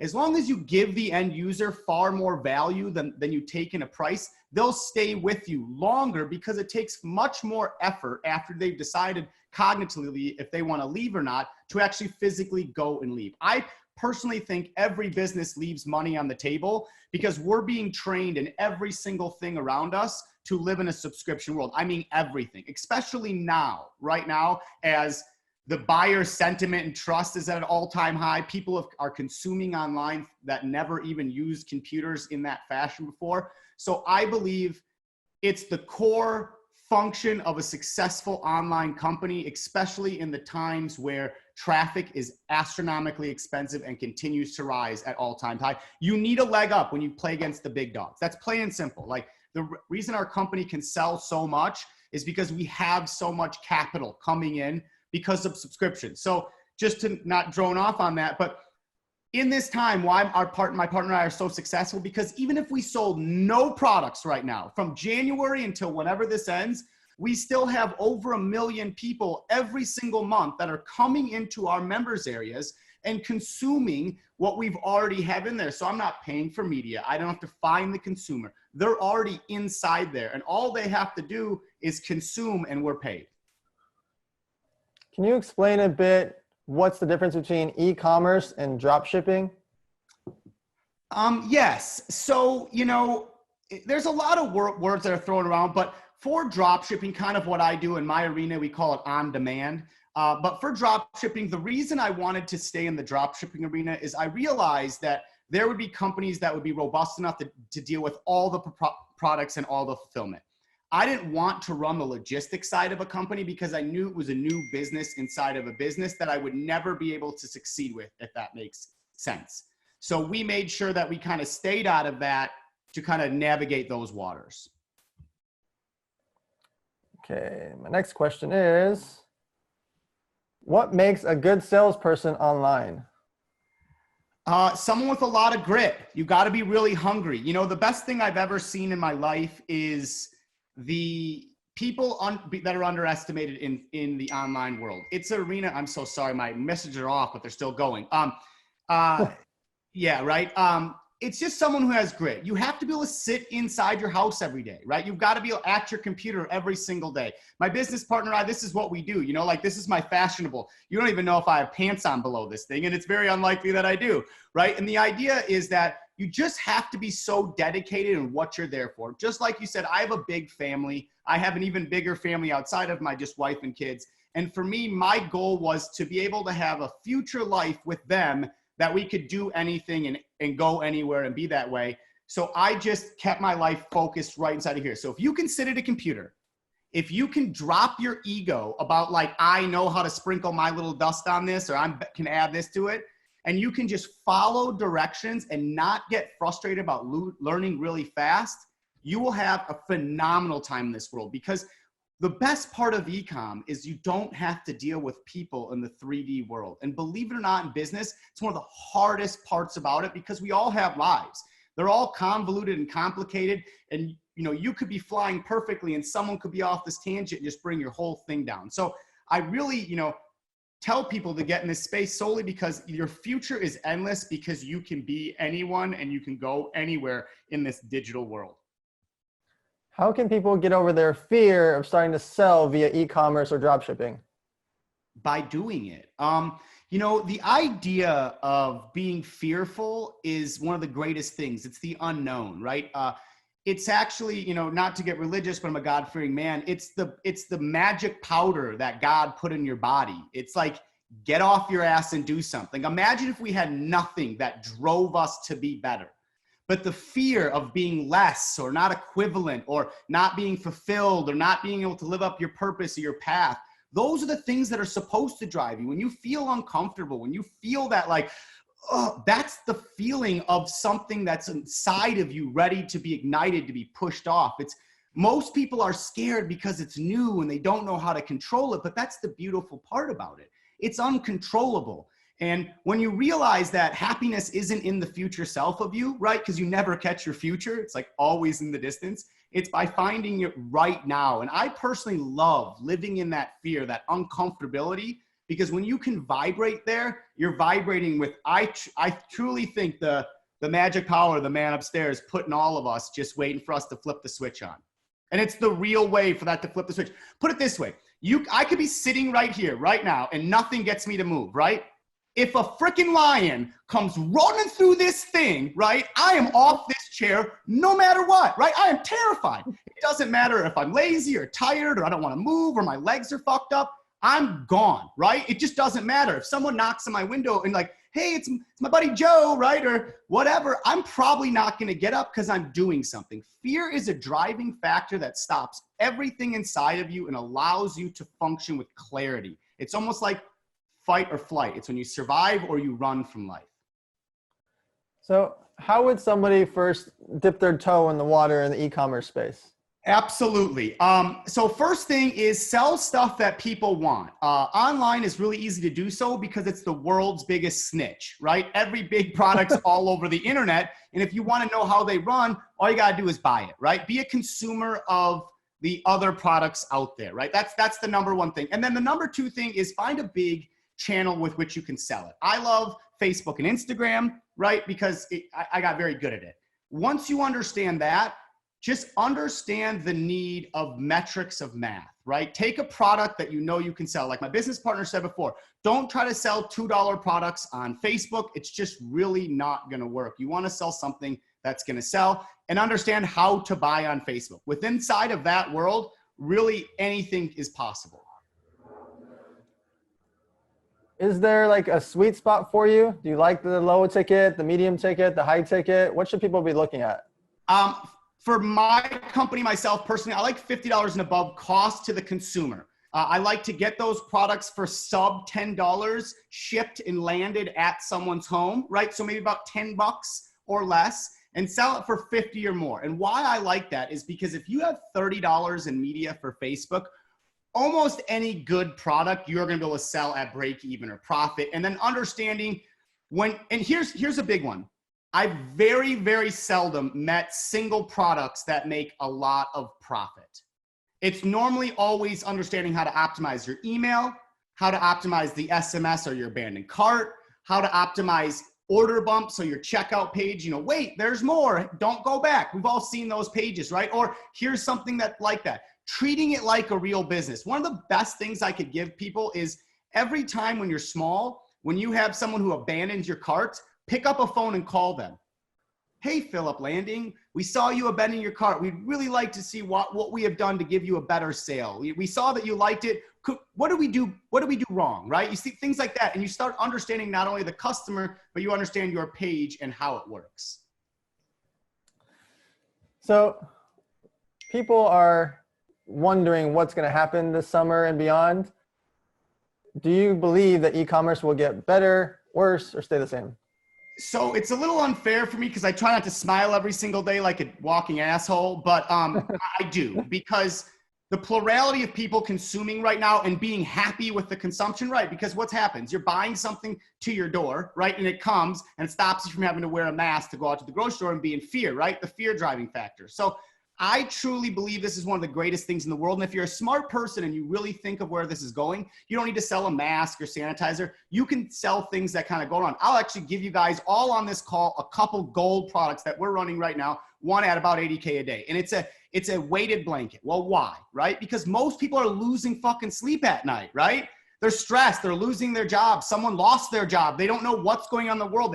Can they trust this news or that news or this? No one knows what to do. So instead of me fighting the direct product, I fight the idea of the after effects, what will happen forever and ever and ever. Is it your babies? Is it affecting your animals? Is it affecting you or your mental health? Or, you know, at home, we're selling so much gym equipment, right? We're selling so much education online.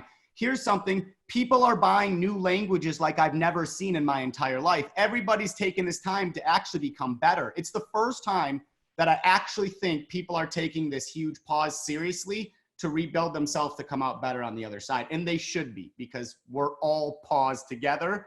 I don't think we'll ever see that in the history of ever, that everybody at the same time is paused. And it gives you a chance that you have some of the smartest minds in the world distracted. It's why I come on these things and I'm always around you, Danny. Like, anybody on this call, all of these amazing people that spoke, no offense, fuck all of us. If you don't stalk Dan Fleyshman every single day, all day long, finding out what he's doing, finding out how you can meet him, how you can get in you, don't like stalk him like a stalker, right? But get into his ecosystem. I promise you, he's the most selfless human being in the world. Sometimes it scares me that I think he's gonna like cut my face off one day and become me, right? I'm kidding, right? But he's just so real and genuine that is where the most of this is done. So take these times and follow these types of people, because they're gonna lead you through this pasture of coming out the other side, where this world will restart, but it will be different. No question. People keep asking, can you tell us about the artwork, that gun behind you? Oh yeah, this is addictive. Daniel Cohen. This is an AK-47 with Sikorsky diamonds on it, and it's kind of this play on, you know, what people think guns are and what they can't be. It's a really fun thing. A big art collector, and then above it, I got Gregory Siff.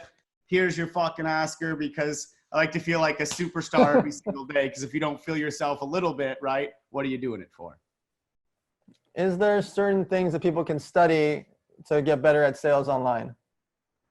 Yes.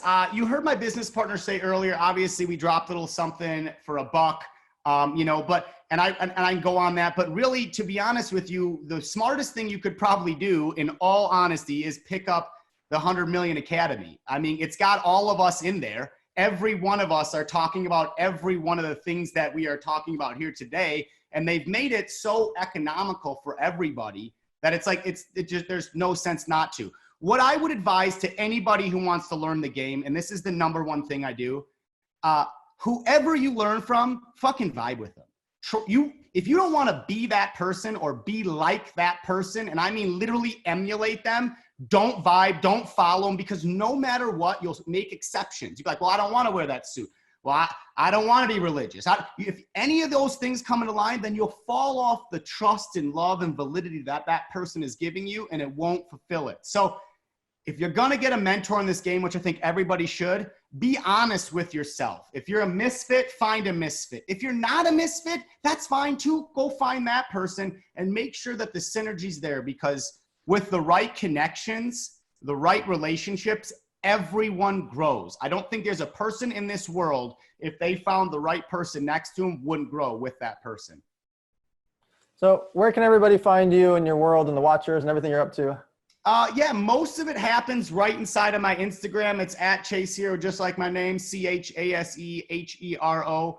Hit me up. I answer all of my messages. I'm kind of a weird psychopath. My average hour on Instagram is 11 hours a day. Isn't that crazy? Oh my God. I sleep 4 hours. I live off a lot of amazing herbal tea that my wife has got me on, and ginger. Shout out to anybody who has messed with ginger.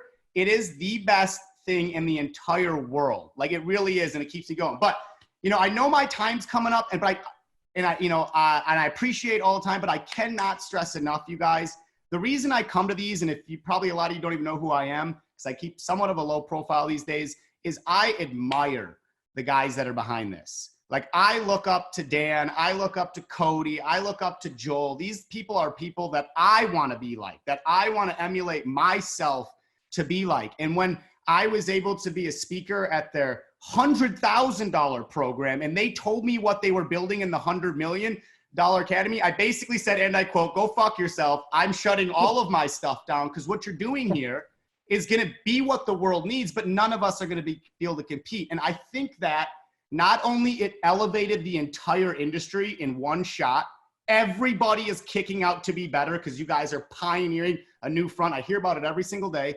And really, you guys care. And I'm not benefiting from this at all, guys. This is just a human being, because I like people to hear from a third party, you know, person. Like, it's the realest deal. Even if you don't want to learn real estate, you don't want to learn sales, if you just want a connection to the right people, which is the most powerful thing in the world, vibrate with this group, because successful people want to find hungry people. That's all we think about all day. More people like ourselves, so we don't feel alone, right? That's the number one thing. So if you can, I don't know if they're even opening it to this. I saw the basket, so I hope they fucking are.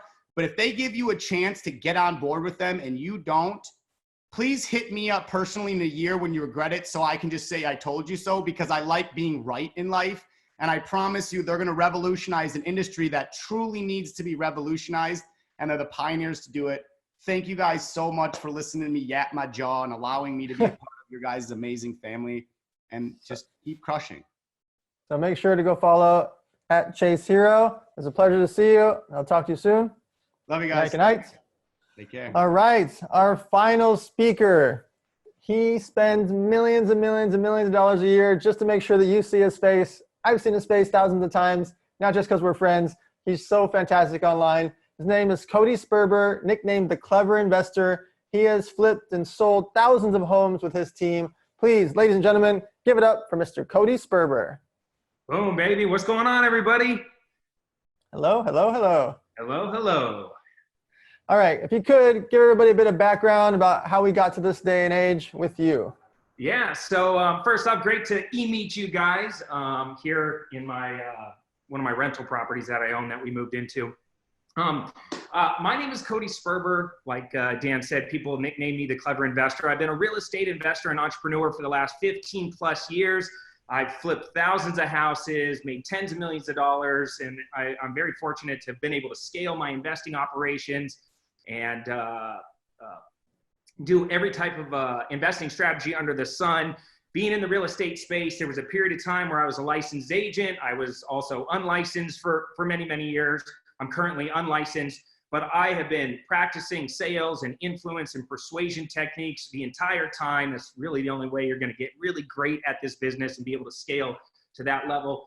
And in 2010, I started an education company called Clever Investor, because of my passion for real estate and real estate investing. And when I was a little kid, I wanted to be a 9th grade history teacher, which they don't pay our teachers even close to enough. And so I was able to marry my passion for real estate and real estate investing to education. And that company just blew up. And I was very grateful and appreciative to be able to be part of a lot of different people's real estate investing journeys. And as a mentor and a coach, I was able to come in and teach sales and persuasion and influence techniques to tens and tens of thousands of different people all across the United States. And I'm also one of the co-founders here at the 100 Mil Academy. So that's a quick background. I'm out of Phoenix, Arizona. I'm married with 2 kids, and my kids are my why, and why I sell so hard every single day, so that way I could get more people into things that actually help them create more financial freedom in their lives. Because I believe that as kids were not taught these things. Unfortunately, we're not exposed. A lot of us, I wasn't. I come from humble beginnings. I wasn't exposed to success or, you know, people that had a lot of financial literacy, and nobody ever talked to me about investing. And in fact, almost everybody that I ever even, you know, was around you know, they were never, they always worked for somebody else. There was not a lot of entrepreneurship going on in my life. No investing. In fact, investing was for rich people, or something rich people did much later on. And so throughout my journey, sales has been a major, major part. And yeah, now people know me. They see me all over social media. And like Dan said, I spend millions and millions of dollars every single year on buying cold traffic, real aggressive online marketer. And I've done it all myself. We built the entire company from the ground up ourselves. So I had to teach myself online marketing and all of these sales techniques because nobody ever taught me this stuff. And yeah, now people see me and they see me on video and I'm smooth and I'm just like in a zone, and I got all this youthful energy. Even though I'm 41 years old, I'm still just so passionate about what I do. And I'm hitting you on video, and over $60 million in sales in online education, people pulling out their credit card and swiping.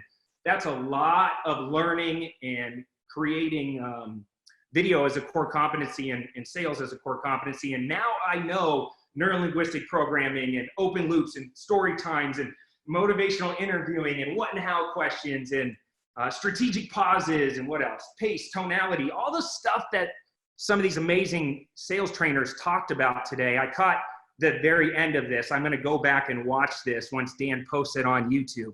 But I caught Brad Lee, man, and he was just in the zone, man. And I was freaking taking notes because he was just rocking all this amazing techniques. And, you know, to hear Ryan Stewman overcome objections, just like, God, I wish I could do that like that guy. You know, it was just so good.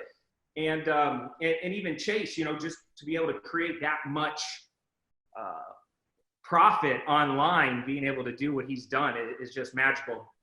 And today, though, I want to talk to you. Yeah, I know all that stuff, but if you would have looked at me 15 years ago, the kid that had $30,000 in credit card debt, the kid that drove a piece of shit Nissan pickup truck, the kid that looked like he was 10 years old wearing my dad's suit, big fluffy suit, like I looked ridiculous, like I was not destined to be a multimillionaire. I wasn't class valedictorian. I wasn't very smart.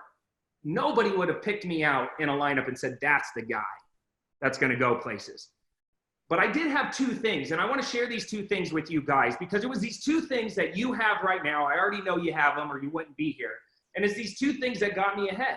And I think right now, with how things are going, people in quarantine, people losing their jobs, people getting their pay cut, prospects going to the sidelines and saying, I want to wait. I want to see how this thing plays out. I'm seeing it in the real estate space. You know, a lot of uncertainty, a lot of fear. Right now, more than ever, we need to do these two things. And we need to sell and serve our way out of this crisis. And I believe if we do that, we're going to come out on top, and we're going to be much better off. So if with your permission, I'd love to share with you the two things that got me in the game, because I was that kid that I didn't know anything about real estate. I didn't know what I was doing. I wasn't slick. I wasn't a good talker. I looked young, all of that stuff. So first and foremost, my first real estate deal that I ever did, right? I tried to get in the real estate game. For 9 months, I tried to get a deal done. So I want you to picture young kid in debt, out of his league, no connections, no previous experience, nothing. Trying for 9 months, desperately to pull a deal together. And some of you guys know my story. After 9 months, I was running out of steam. My self-limiting beliefs were eating me alive. And I was like, God, I'm not good at sales. I'm not outgoing. I'm not somebody that people are taking seriously. There's got to be something missing. And I was very lucky to have a mentor come into my life and really help me break through. And one of the things he really worked on, because one of my big fears was even picking up the phone. I was so scared at sales, and I was so scared at talking to people, which in real estate or pretty much anything, you got to talk to people, and you got to be able to talk to them with some confidence. And so I was so scared to even pick up the phone. He realized one day that I was lying to him, that I wasn't making my phone calls, that I wasn't, like they call it smiling and dialing. I was saying I was calling, but he would ask questions. I'd be like, no, nobody's answering, or they're not calling me back, or they're hanging up on me. But he knew I really was so scared that I wasn't even making the calls. So that finally one day, he gave me one of the greatest gifts I've ever received. And he allowed me to discover the fact that I can do this by calling me out and said, hey, Cody, I'm not going to continue to mentor you if you're going to continue to bullshit me. I need you to make your calls. And I finally just kind of let my guard down. I just said, look, I'm really scared. I don't know what to say. I can't even anticipate where to take these conversations. And he said, look, we're going to get through this. No problem. I got you. And he said, tonight, I want you to go to this address. I want you to bring your scripts, because I'm sure I didn't get to hear the wolf, but I know he's big on scripts and sales scripts. And he said, get your script that I wrote for you, go to this address at midnight, and I'm going to meet you at the address, and we're going to do an exercise. I said, okay. So I thought it was weird, but midnight, whatever. He's my mentor. I show up at this address, and it's a freaking cemetery. It's midnight. It's pitch black out. I have no clue what's going on. I'm in my piece of shit Nissan pickup truck. I'm scared. I'm by myself. And I get this phone call. And it's my mentor, Lyle. And he's like, hey, you got your scripts? And I'm like, yeah, where are you? And he goes, dude, I'm not going to a cemetery in the middle of the night. What are you, nuts? And I'm like, what do you mean? What do you mean you're not coming here? And he's like, just get your scripts, walk out into the middle of the cemetery, and we're going to role play. And for 30 minutes, we went back and forth. He's the seller, I'm the buyer. Flip, I'm the buyer, he's the seller. And we're just going back and forth. We're role playing, and he's just working me through this. And by like 30 minutes, I forgot I was even in a cemetery. Like I was in the zone, we were role playing, and he said, Cody, do you realize what's happening right now? If you can do this at midnight in the scariest place ever, you could do this in your dress pajamas, in the comfort of your own home. You got this. And it's like a light bulb went off, and it just was like, oh my God, I am in my own way. From that day forward, I never was scared to call people again. In fact, I actually enjoyed it. The more I got hung up on, the more I started, getting a little bit further in the conversation, I started realizing like, man, this isn't as scary as I thought.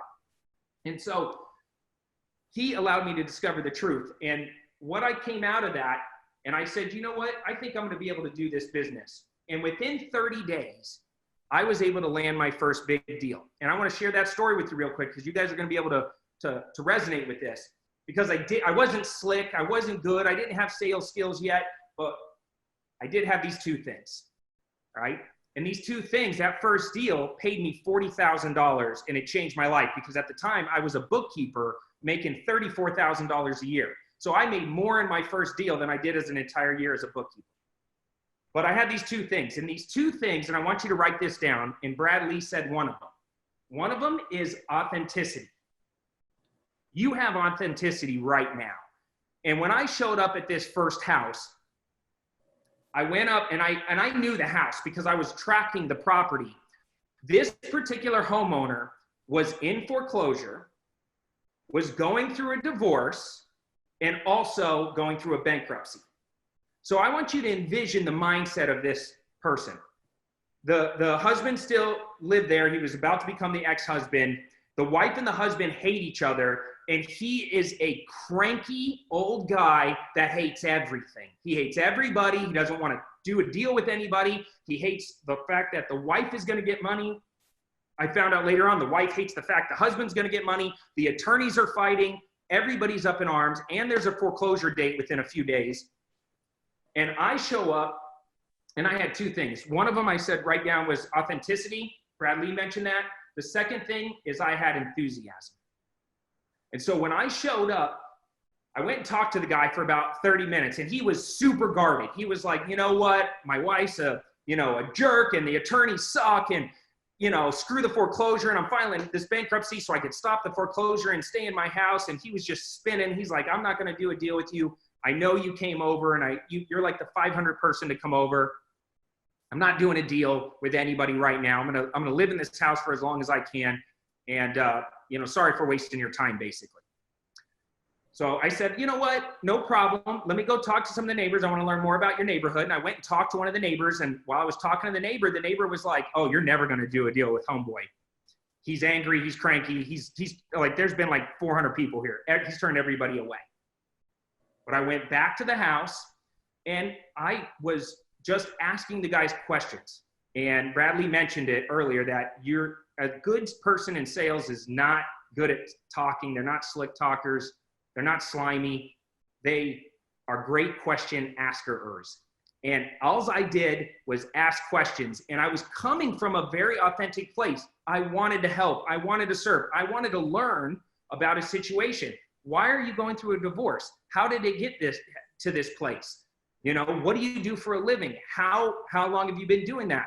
Tell me about your family. Tell me about your hopes and dreams. What do you want to do when this thing all is over? I probably asked like 600 questions to this guy. And I don't know how it happened, but my enthusiasm and my authenticity kept him talking. And he could tell I was nervous. He could tell that I was out of place. He looked at my piece of shit truck out in the parking lot, and he was like, at a certain point, he was like, Cody, you don't have any money, do you? And I said, no, and I'm going to make up his name because I don't want to put anybody on blast. But I said, no, John, I don't have any money. He goes, I don't know how you kept talking with me for this long, but you're the first guy that came in here that asked me all these questions to really get to know who I am. Is it okay? I've been really lonely lately. Is it okay if I make you dinner and we hang out? And I said, absolutely. So I went from this guy, I'm stranger danger. He's not want to do a deal with anybody. He hates everything, to he's cooking me food and I'm sitting in his house. Within 30 minutes, he goes, Cody, get out your contract. I'm doing a deal with you. Authenticity, enthusiasm are the only two things you need when you first start. It's an energy transfer. It is not all the technical skills. I didn't get those till much later. And I want you guys to write something else down. Rapport is power. Without the rapport, I would have never gotten that far. Without the rapport, there's no way he would have said, get out your contract. I didn't ask for the sale. I wasn't even good enough to ask for the sale. I was so scared to ask for the sale because I was worried that he was going to say no, and I didn't know what to say after that. But he said, get out your pen, get out your contract, let's do a deal, because I built rapport with him. And I want you guys to understand that. And how now people see me and they're like, wow, you're super confident. You're on stages, you're spitting game, you know all this stuff. And it was a gradual process over time. And a large part of how I became the Cody Sperber that people know today is because of this thing, right? I made a decision as I started getting more successful in real estate, as I started my education company, which I have to sell, right? I have to sell the dream. I have to sell people into the idea that I can help them break free of the rat race through my training and my systems and my software. And so all day long, every day of the week, all I'm doing is selling, influencing, and persuading. And it started here. I made a decision one day that I was done being a consumer and that I was going to be a creator. And you have the same training tool that I have, that Dan has, that Brad has. You could be better at overcoming objections than Ryan Stewman if you wanted to. If you just pull this thing out and you make the decision right here, right now, that I'm no longer going to be a consumer. I'm going to be a creator. And I'm going to go live every single day. I'm going to put my phone on a stand and I'm going to start talking about my business. I'm going to start talking about my product. I'm going to start talking about my service. And I'm going to do it in a way where I know it's super uncomfortable. I know that there's one person, nothing, trust me, when you first try to start building your social and you go live and there's one person that pops on after like 2 minutes and then they jump off and it's just you again, it is the most awkward feeling on the planet. But you got to push through that and just consistently say, I'm going to be a creator today, and keep pitching and keep talking about your product and service. And over time, you start getting pretty dang good at it. I've screwed up so many times that I've wanted to desperately delete that last video, but I forced myself to say publish so I can go back and watch it again. And then the next day I do another live, and the next day I do another live. And before you know it, 365 lives later and a year later, I got the pitch down. It's internalized. I feel it. Now, when I walk around, people are like, you're so smooth. It's because I've said it freaking all day, every day, hundreds of times, and it's become part of me. You guys understand what I'm saying here right now? Is this making sense? Because when you get there and you're starting to make these decisions, now you're acting like a boss, and these are boss thoughts, right? You're starting to act like, all right, I really don't have to be great at sales. I could be a B-type personality like Cody was, a bookkeeper, very analytical. And I can still do $60+ million in sales, become a multimillionaire real estate investor, kick ass, following Chase and doing what he does and mirroring what he does with his online businesses. And over time, you're going to be exactly who you visualize that you are when you close your eyes, and you can become that person. And we're going to bounce out of this crisis, kicking ass and selling and serving our way through this. And I want to give you one last tip. Write this down. This is the last Cody Sperber tip. Right now, everybody's at home, right? Contact rate is through the roof. If you're not calling everybody, like I have a whole team of people in our real estate. By the way, shout out to Green Elephant Development. I know they're all watching right now because they love this stuff. But my whole real estate team is on the phones, just banging phones. We're also texting people. And a lot of times when you call, they won't answer, right? They either have their phone on Do Not Disturb, or they're just getting so many calls right now that they don't want to answer. Send this text, right? Send this text. Are you okay, John? Question mark. Are you okay, whatever their name is? Bet you 60% of the time you're going to get a response. We are texting our old leads. We're texting our new leads, and we're getting real creative. Instead of like a big long text or something like, you know, salesy, we're just, hey, are you okay, John? What do you mean? Yeah, I'm okay. Oh, okay, cool. I called you a few times, and now the conversation started. It's a lot harder for them to stop texting you because of that momentum than it is the first time just to get them on the phone. So write that down. Are you okay? Put out their name. I promise your contact rate right now is going to be through the roof. So we're going to do a final contest. We're going to give away 3 of these 100 Million Academy Entrepreneur boxes. These have over $500 worth of stuff inside, from headphones and books and kits and chargers and so many fun things in here. Okay, so the 3 winners, all you have to do is answer below in the comments, what city is Cody Sperber in right this second? What city is in right this second? 3 winners are going to get a $500 box from 100millionacademy.com. Cody, can you tell us a little bit about 100 Million Academy before we sign off? Yeah, so I'm just going to share 3 quick thoughts with you guys because, I mean, I feel like I've worked my whole life for this moment, because the 100millionacademy.com is going to change people's lives. It has never been done like this before, and I'm so grateful to have Dan Fleyshman and Joe Marion as 2 amazing partners. If you guys don't know or haven't gone to 100millionacademy.com, I suggest you go there and just look at the page. This is all going to make sense. First off, the state of online education for entrepreneurs kind of sucks, right? We looked around and we said, look, there's no like credible, awesome place where we can go as entrepreneurs to really learn from home and learn skills and capabilities so we can quickly make money and take our lives and businesses to that next level. Yeah, you can go to college, but you know, college is very expensive. It also takes 4 years. It also, you might get lucky and get 1 or 2 awesome professors that are actually dominating and doing any big things in business. And if you go onto social media, yeah, there's a couple of people on social that are running real businesses. A lot of them are on this call right now. And you should be following those people. But the reality is it's hit or miss, and you never know if you're going to get some wannabe standing in front of a rented car or a fake jet or whatever. So the online education space is fragmented, and we made the decision we were going to build the world's greatest education platform for entrepreneurs. 100 Million Academy is, and the way we kind of qualify our instructors, and we have over 22 of them, world-class trainers. They've all met one of 3 criteria. They've either made $100 million, and I want that to sink in because that's such an astronomically freaking huge number.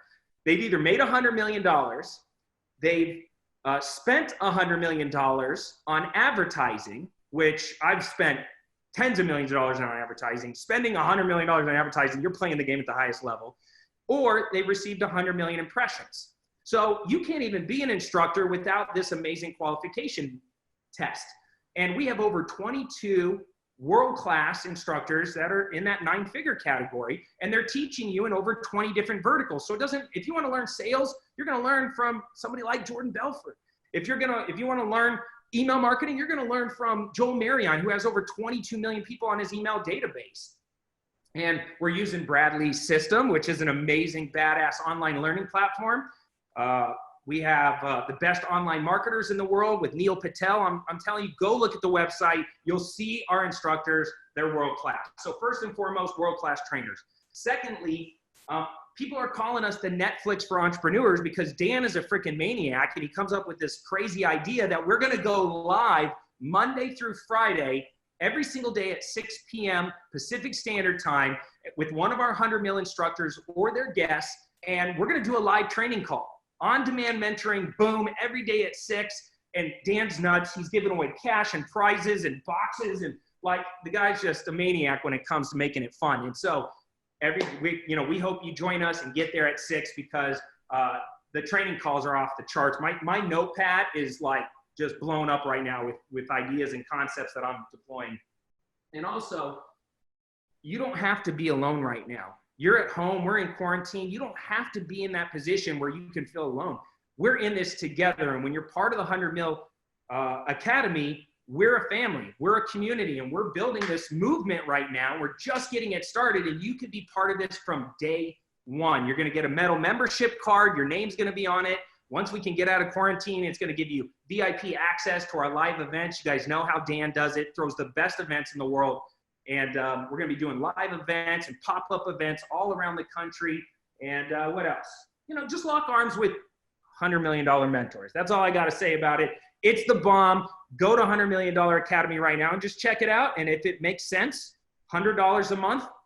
There's no funny biz, no upsells, downsells. Like, it's not like it's $100 a month. It's 1% of college, which after 4 years is like $100,000. So it's the greatest value in the game. Where can everybody go find you personally and your business? Inside the 100millionacademy.com or Clever Investor. I'm Clever Investor on all social channels, but I want to see you inside the 100 Mil Academy because that's where I'm hanging out. That's where I'm putting all my love and attention. I know Dan and Joel are doing the same thing, and that's the spot to come hang out. Cody, I appreciate you. Thank you so much for giving us your advice tonight. Thanks for talking about the 100 Million Academy. And everybody watching our second virtual edition of Elevator Nights. We look forward to seeing you. Every day we go live on 100millionacademy.com at 6 p.m. Pacific Standard Time.